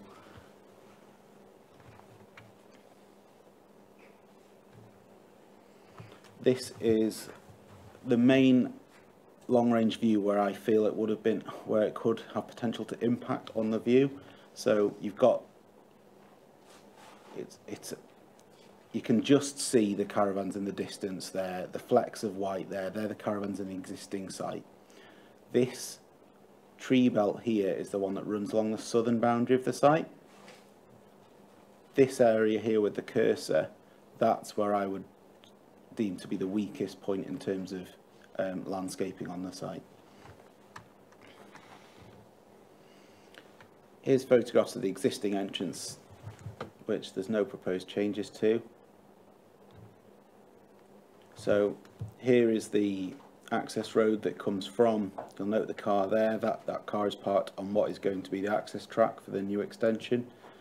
Here is that extension with a photograph taken stood from in front of where that car is, looking towards the site. You'll note the tree belt to the rear that's quite dark. This photograph is taken looking at the boundary between the existing southern edge of the boundary. This field here is where the new proposed caravans are to go. These photographs taken from the southwest corner. The one on the left is taken with me looking northwards towards the existing site. You'll notice it's white or a very, very pale green of the outline of the existing caravans there.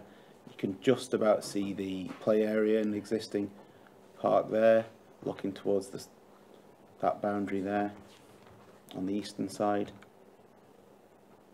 Here's the views from the northeastern boundary again, looking across the existing park, well, across the proposed extension to the park. And then we've got views from the southeast corner of the proposal site across the proposal itself, with the caravans in the background.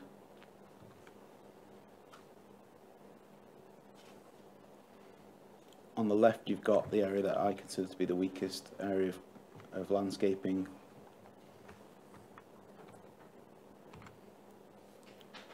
And that concludes my presentation. My recommendation is that this application is approved subject to conditions as set out in the report. Thank you, Chair.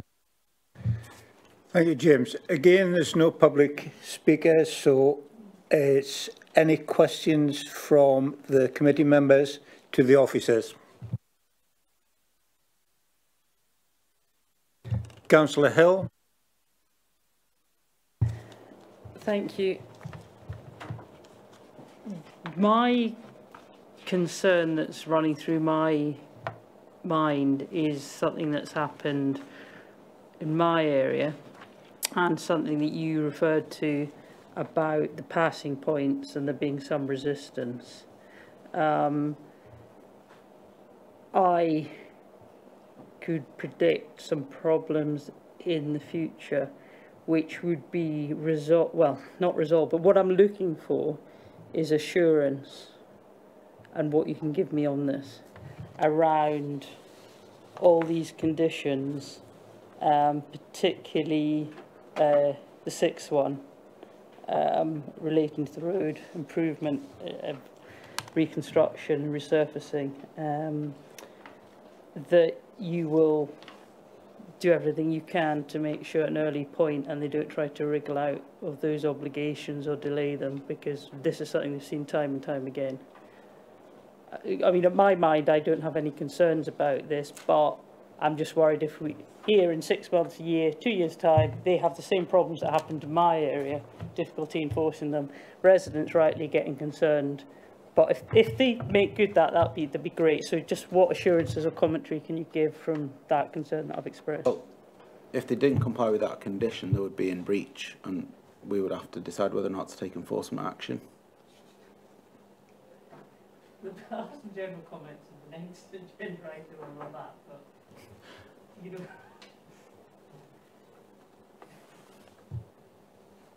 I don't know what else to say. I'm just thinking when you're talking about your application, has it been where we've not been able to take enforcement action, or a condition's been appealed or varied, or? I mean, I'm not naming where it is, and there's a few caravan parks in Berwick, in the Berwick area, and Smith and so on.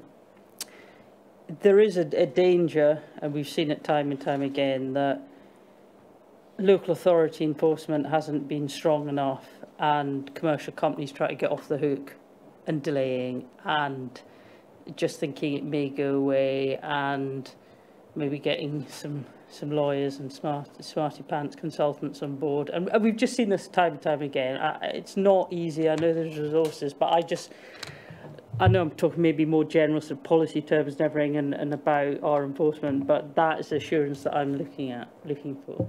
I mean, what I can say, again, without going into specifics, we have had some cases recently where we've had a condition on, and then when we've gone to enforce it, after speaking to highways or legal, it's not been able to stand up, and we've not taken any action.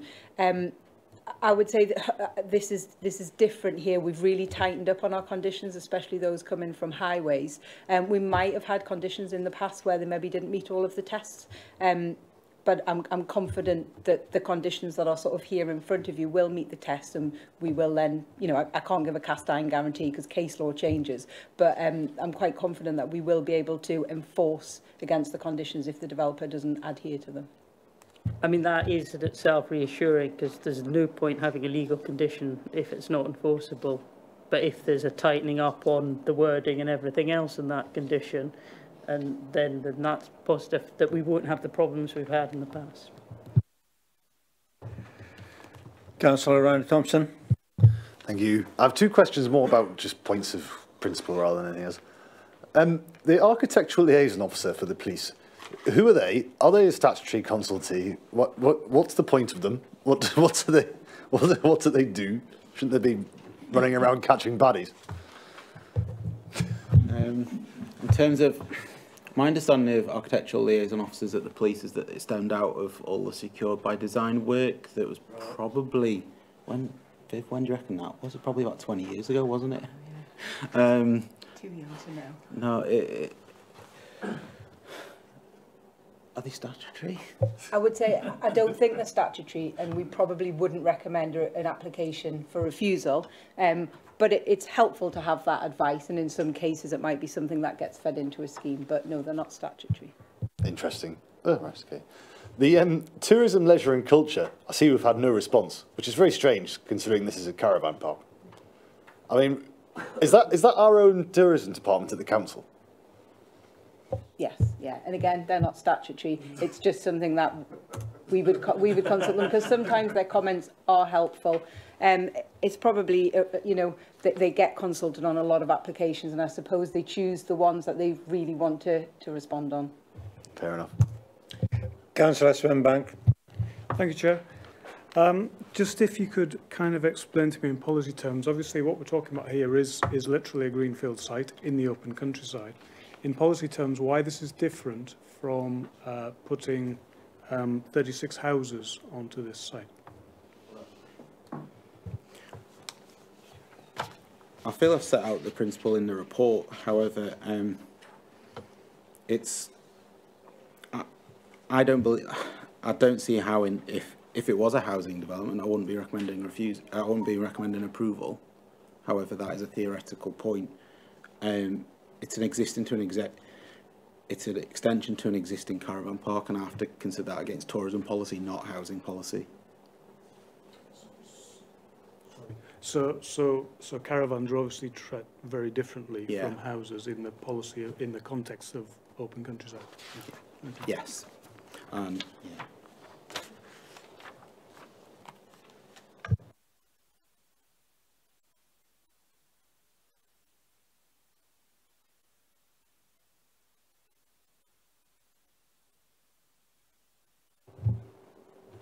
Councillor Watson. Just a clarification. I see we're saying these are for holiday occupation only. Are we able to put an 11 months clause in these days or not? We have a different clause, don't It's in there somewhere, isn't it? Yeah, government guidance that came out on tourism is that these kind of sites, they're looking to attract people all year round. So we used to have those conditions, but we sort of move away from that so that people can use it all year round. So it's a different condition, which is basically just restricting and making sure that it's they have to keep a register. So it's slightly different wording. We tend not to restrict the months. They have to have a permanent residence somewhere else. The condition 4 is the sort of standard one we would use for caravan parks like this. Thank you. Councillor Seymour. Yes, thank you, Chair. The parish council are concerned about the creeping expansion of this site of caravans. So this is another 36, and I'm just wondering how many are already there, and is there a cap to the amount of caravan sites that can be put in one area at all? There isn't a cap, no. The total, in terms of on this site, it would bring it up to 88. I think I've set it out in the report. Yeah, and the current is 50. Sorry, I set it out so I didn't have to do them. I didn't have to do them. Yeah, I set it out in the report because I knew I sort of figured I might get asked that question. Right. And there's also another large existing caravan site within a few miles of this area as well. They mentioned the council. So they're not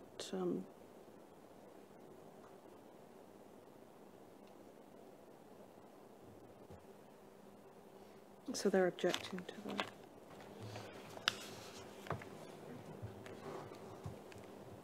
Okay, thank you. Thank you. Is there any further questions, anything else to be debated? Do we have a proposal? Councillor Thorne. Yes, Chair. This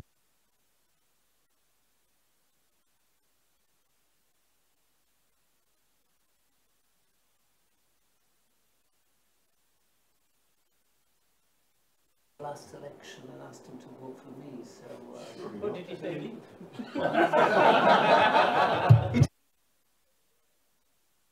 He didn't commit.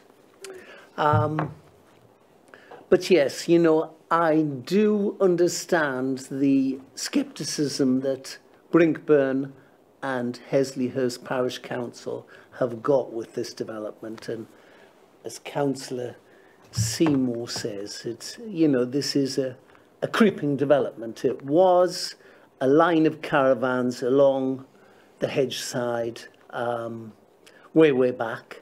And then it went, I think, for a certificate of lawfulness under Alnwick District Council. And yes, it has grown. It is well managed, though. It's well camouflaged. And, you know, I think for those reasons, I would support it. And, you know, Councillor Swinburne's point about what's the difference between this and building 36 houses, well, there is a big difference in that a caravan is a temporary structure. It doesn't have foundations, it's not rooted to the ground, and to that extent it is treated differently. So, you know, all in all, given the fact that, you know, it's well landscaped, it's well run, there don't seem to be any problems. The only slight difficulty I have with it is, yes, there are conditions in there about the roads inside Tyndall's Hill, but the roads outside Tyndall's Hill, the NCC roads, are very poor, and I often, you know, wonder how caravans are transported to this site, because the roads there are very, very poor. I move the application for approval. Thank you. Seconded, Chair. Councillor Hill had a hand raised first. Was that to second the motion? I was going to second and just say a couple of things on it. Yeah. Yes, I think further to what Councillor Seymour and Councillor Thorne have said, I think as a general point, we're going to see more and more applications like this. And you can see caravan parks expanding, the tent green spaces. Arguably, they don't have the economic benefit as some other residential properties, even that's just somebody living there permanently, spending the money in an area and so on. So I do think, I was going to say all the emerging plans, you do know why plans are always called emerging, because they never, so many of them seem to take a long term, but long time neighbourhood plans, the local plan, I think this is an area that we're going to have to have quite a thoughts on, because this is going to happen more and more. But in terms of this specific plan, subject to what I've said before, be very strict, the enforcement of the conditions, I'd be happy to second that. Councillor Watson. Yeah, I'm happy to support this. And just to point out one thing, the word creeping is an interesting one about a creeping caravan site, because we all know that every application is considered on its own merits. And because we've considered this one and said yes, doesn't mean if another one comes up for another 36, that we would say yes. We'd have to be considered and we could say no. I just think that needs making clear, because I don't like the word creeping. It suggests that because we've approved this one, we're going to approve the next one. That is not the case. But I'm happy to support this. Thank you. Thank you. Councillor Castle. Thank you. Yes.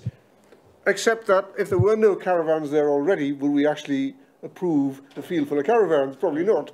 And we get not just caravan creep, but you get housing creep as well. If there are houses in the field, it would be a reasonable request possibly to extend the number if it was working properly. So that's a sort of an answer to Councillor Swinbank to say, what's the difference? Well, the difference is they're actually there at the moment, and it's an increase. But you're right.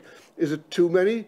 And would we accept an increase to this creep? Maybe not, but I'll go with this one. Thank you very much. I think the word creep is actually quite a good one, because that's what's going on. Thank you. Don't call me a creep girl. I didn't mean that.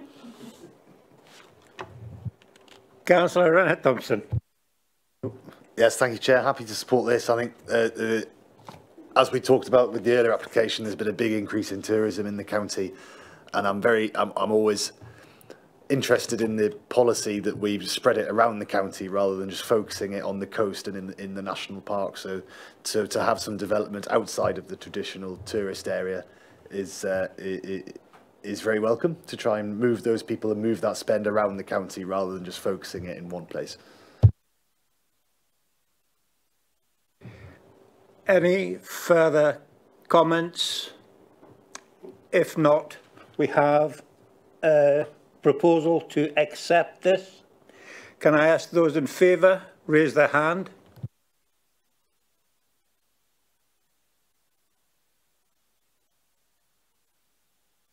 Thank you. That's granted.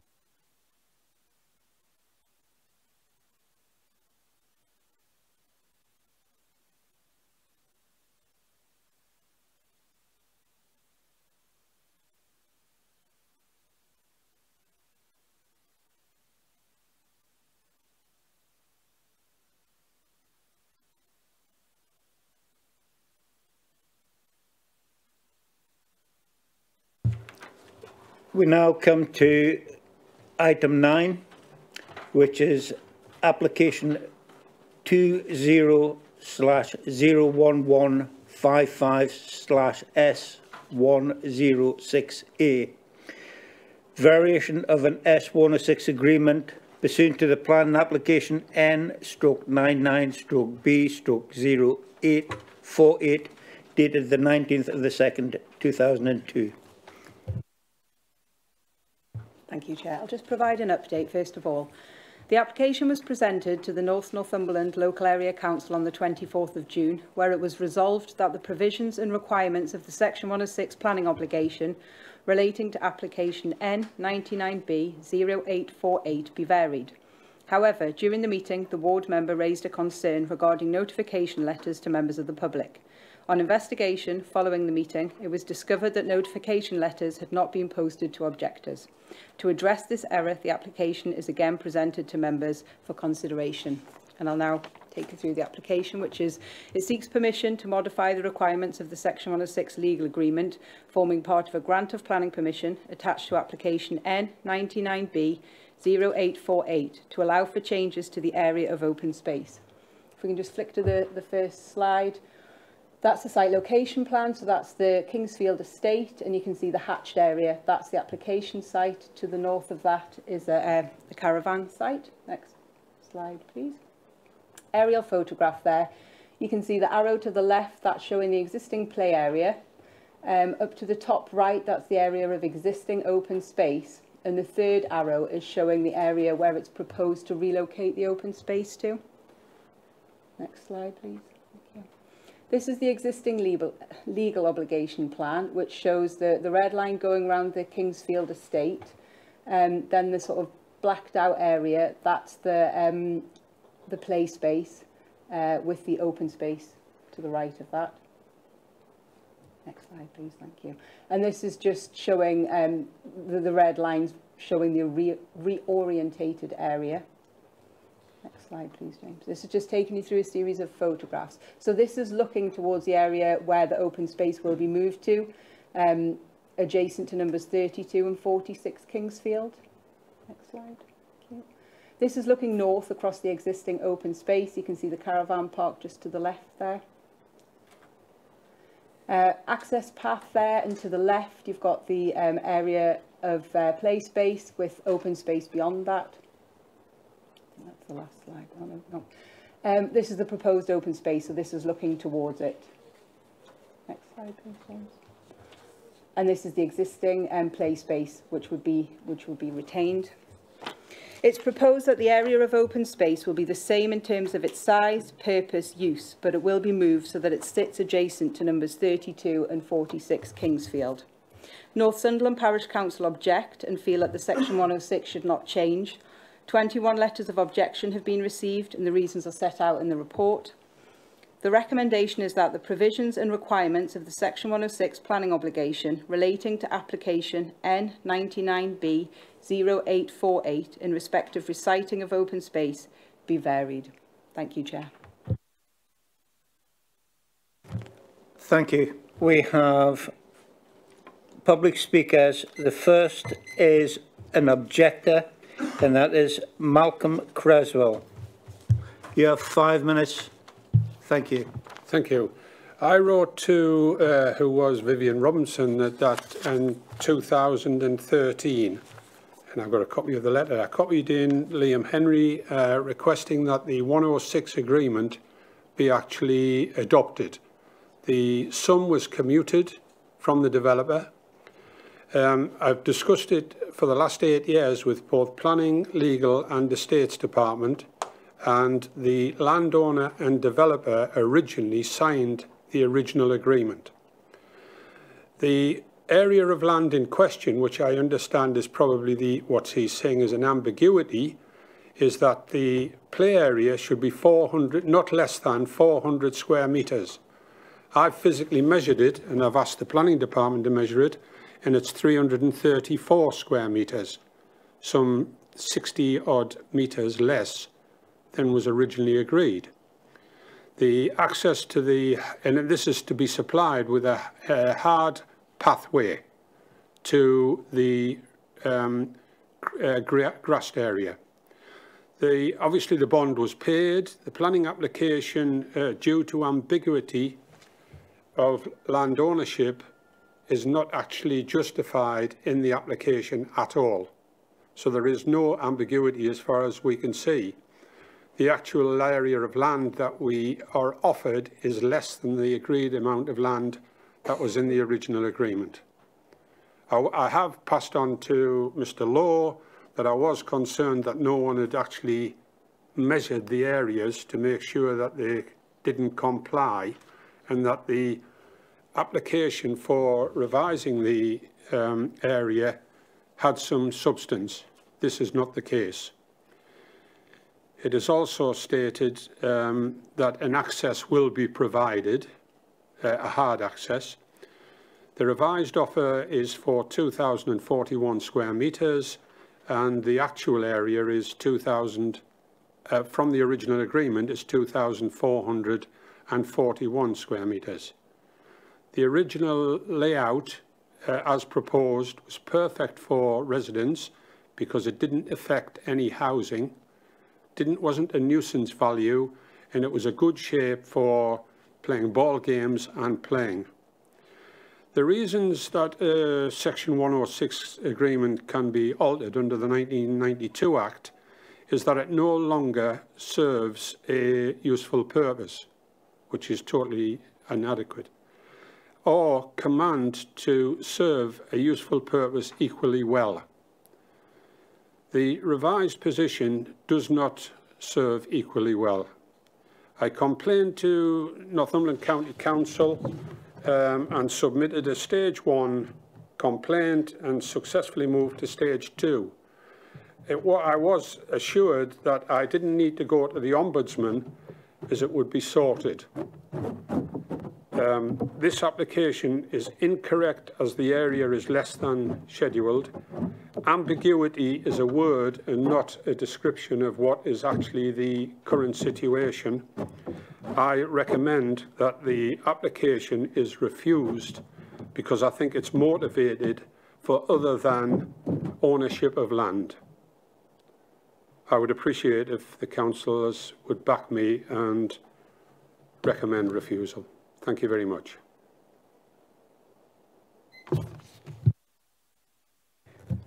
Thank you.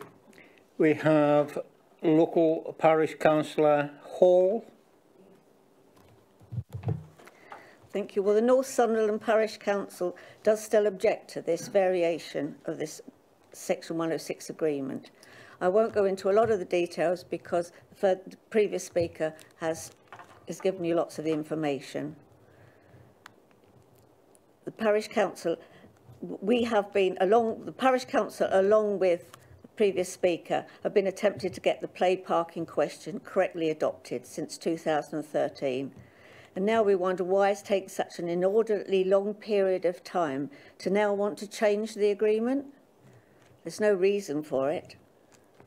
The Parish Council also cannot understand the statement of the ambiguity of this area because the Section 106 agreement was the money was paid for to the County Council and they have continued to maintain the play park. This play area, along with the grassed area, is still very suitable for purpose. If this variation is approved, to us it makes a mockery of the Section 106 agreement, and therefore Northumberland Parish Council recommend that the variation requested is refused on the grounds of no justification. Thank you.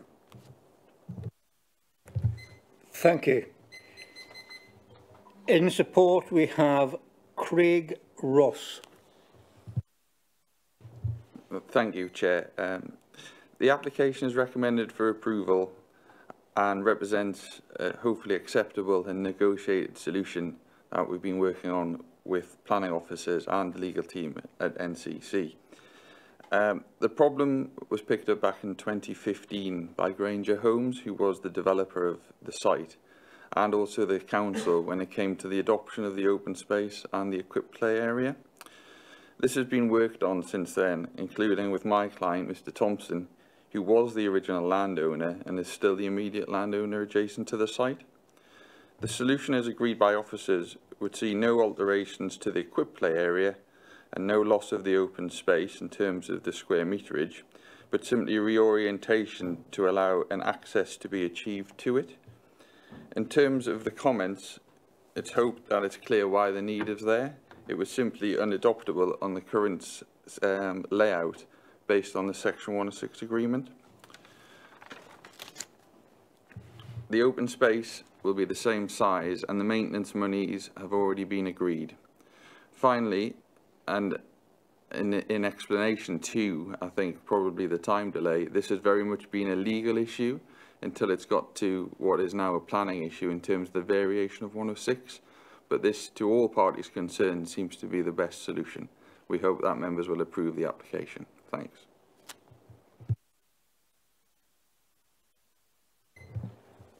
Thank you. It's questions from committee members to the planning officers, and we have Councillor Bridget. Thank you, Chair. My first question is, and I'm going to ask at the same time while I'm asking it, can you put those maps of the current layout back up? I just want to go up and have a look. But my question is of the legal officer. If we decide not to vary the Section 106 agreement, does the applicant have the same right of appeal that they would under a planning application? And if you can put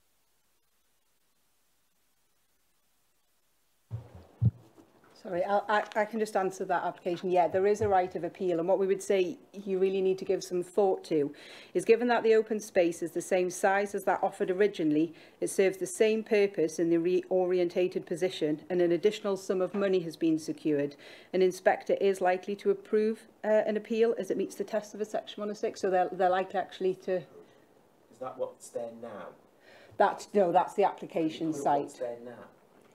Have we got a photograph? Sorry, James. So the Section 106 covers this entire bit here. The current... Yeah, sorry, if you go to the legal, there you go. So it covers all of that? Yeah, yeah.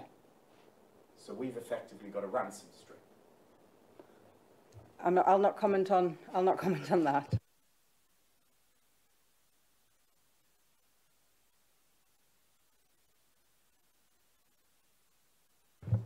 Councillor Thorne.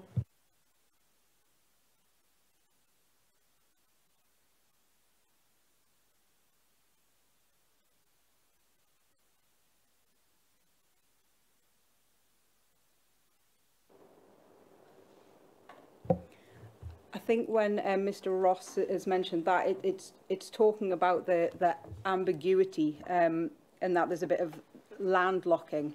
I probably wouldn't want to comment any further on that because I don't know whether it can be. That's kind of a separate matter when they're talking about the ambiguity of the land and who owns it. But my understanding is that the site was sold to Granger Homes. They sought amendments, which were further units, a change of layout.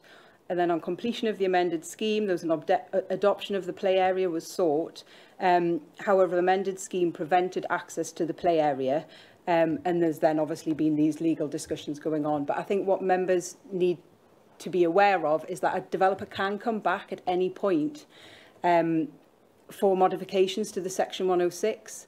And we've sort of looked at it and we feel that the obligation continues to serve a useful purpose, and it would serve that purpose equally well with the proposed modification. And that's what you need to bear in mind. And that if it was appealed, that is our advice to you, that, this application, it still meets the tests.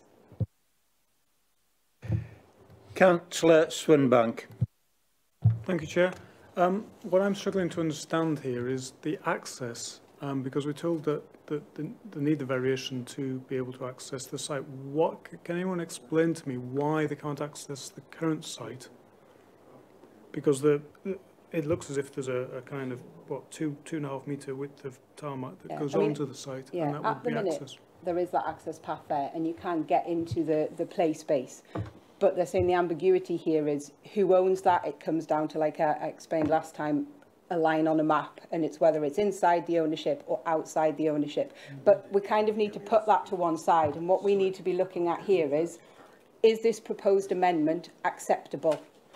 And our advice to you is it is. It's still going to serve the purpose of what we were trying to achieve originally with the previous application. Councillor Castle. Sorry. Yeah, the question is quite simply, the objector tells us that the actual land was the smaller square meterage, if you like, than was offered. Is that the case? And is the replacement of the I think it was 400 square metres, if I remember rightly, is it exactly as was offered, or is there a difference? They're not proposing to amend the play space. That's not changing. And I think what the objector first of all referred to was that the play space that's been set out is 334 square metres instead of 400. That's not what we're considering, and that would possibly be a separate matter. My understanding is, from looking at the section 106 attached to the original application, that the area is not going to change, the area of open space, and we have been in consultation with Strategic Estates, who have said that they are content to accept the reorientation. I see. So they were confusing two separate places. Got that now. Councillor Hill. Thank you. Now, I'm aware, you know, whenever it's an application, you're always thinking, what does it come down to? What does it come down to me? What it does come down to, this is a legal issue. Now, I'm not referring to confidential information. I'm referring to just a very simple legal principle that anyone would actually probably be able to Google and look up. I'm a great believer, it doesn't happen in local government, and I know it's not people in this room, but if you mess up, I think you need to square with residents. I think this gentleman who's obviously pointed out for many years what's the council has done not ensuring that this was made good. Now, I expect if I continue, you're going to say we'll probably have to go because of the discussions we're going to have. But what I would say is we'll have these discussions. I do think afterwards we need to square with residents and say exactly what's happened. But I think the discussion we're going to have is going to have to be in a confidential session, because I know I'm about to say things and potentially compromise our negotiation position, although I'm sure the developer who's taken legal advice knows exactly where I'm coming from, but I think we're probably going to have that session. So, Councillor Hill, do you want to move that motion to go into private I'd session? happily say it, but I know as soon as I start saying it, everyone else is going to say, no, I think we're going to have to move. And I think probably I'd be surprised if you weren't thinking the kind of conversation that we'd have to have, given the document we've all seen, would have to be in. But I'm happy to continue. I don't particularly. I'd be happy to continue because I don't actually. I would propose moving Section 100A of the Local Government Act 1972. Thank you. I'll just read out that word, and if that's okay, Councillor Bridget, just so everyone's clear, because I've got that written down. So the resolution that members would need to pass is that under Section 100A, subsection 4 of the Local Government Act 1972, that the press and public be excluded from the meeting during consideration of confidential papers, as it involves the likely disclosure of exempt information as defined in Part 1 of Schedule 12A of the Act, and that the public interest in maintaining the exemption outweighs the public interest for disclosure for the following reasons. 1. That the item relates to Schedule 12A, subsection 5, information in respect of which a claim to legal professional privilege could be maintained in legal proceedings, and that the public interest in maintaining this exemption outweighs the public interest in disclosure because of the need of confidentiality when discussing legal advice. Is that the motion you'd like to make, Councillor Bridget? Yes. Thank you. And is anyone prepared to second that?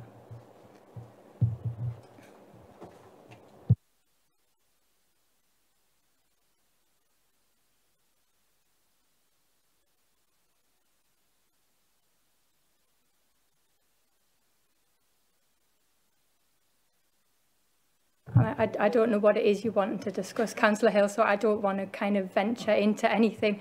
If there is any doubt, I think it would be safer to pass that resolution and then discuss it openly and then bring press and public back in once you've asked those questions.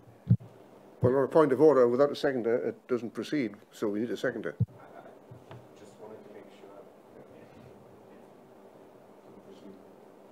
I'll second that then. We have to have that conversation. Right. We have a proposer to accept. We have a seconder to that proposal.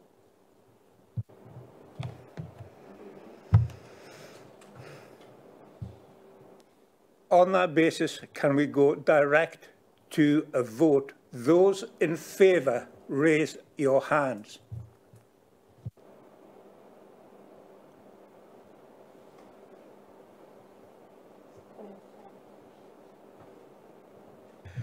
Those opposed?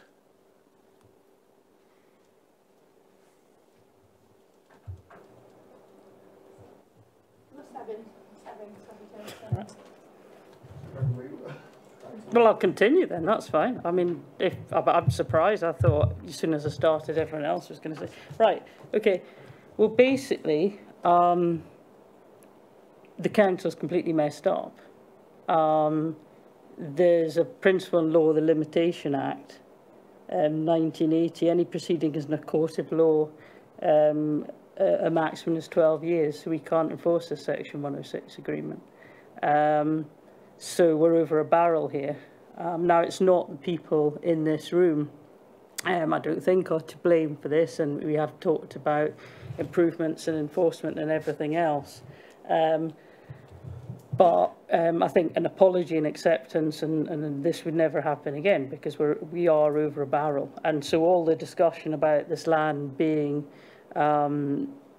here or there, or if it's better or not, is kind of immaterial. If we,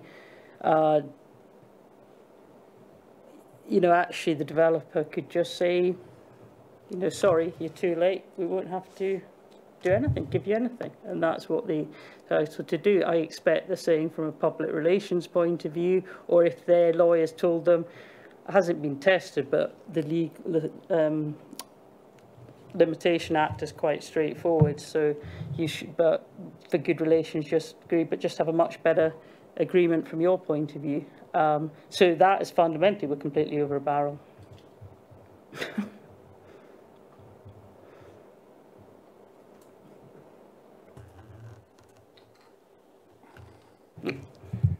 So, Councillor Watson. Can we now make a recommendation? And I recommend that we accept the recommendation. I'll second that.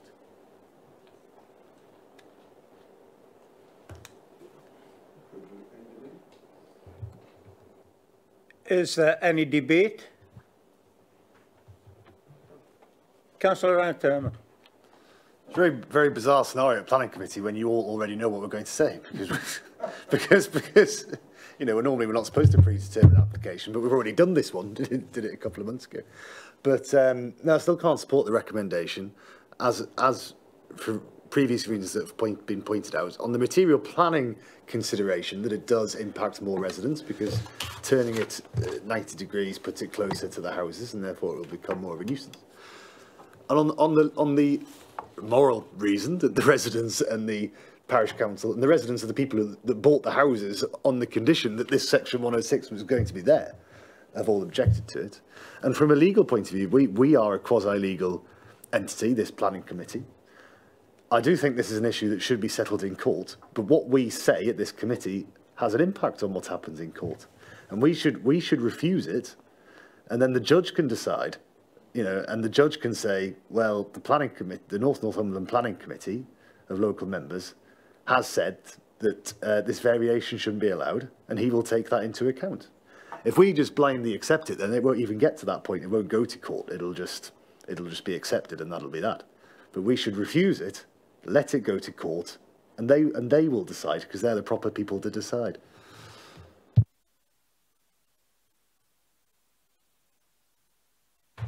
Councillor Hill. Yeah, I know what you're saying, but we don't actually supersede a court of law on that sort of thing, unfortunately. You know, there is the issue of costs and so on that would come into it.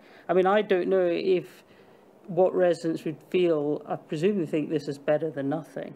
I don't know. This is why I think it should be a legal discussion. We're almost sort of talking about tactics and so on as well.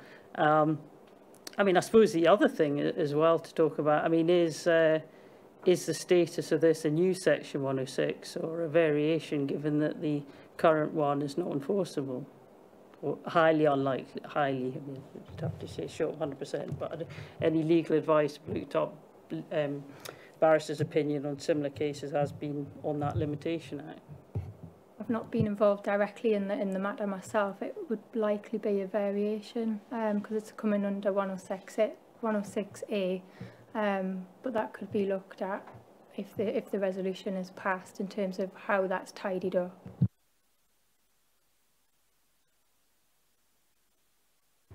Councillor Hunter. Thank you, Chair. I do sympathise with the residents on this, and it has been ongoing a long time. But unfortunately, I can't find any planning grounds to refuse it. And I think that's where us sitting here as members, we sympathise with the residents, but it's finding valid planning grounds to support a refusal.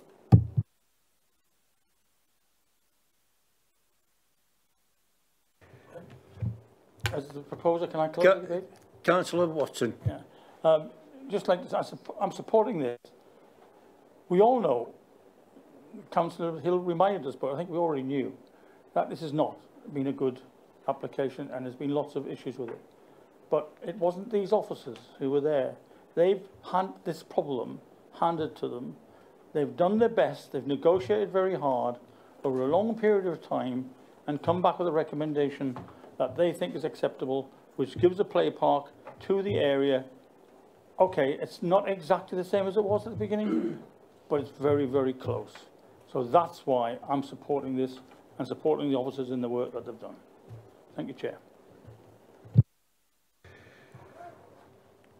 Therefore, we are going to take a vote on whether we accept this proposal as set out before us today. Those in favour, raise your hands.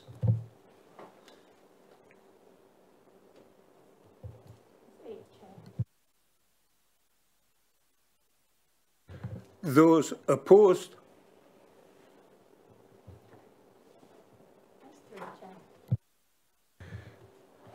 Thank you. It is carried. Thank you.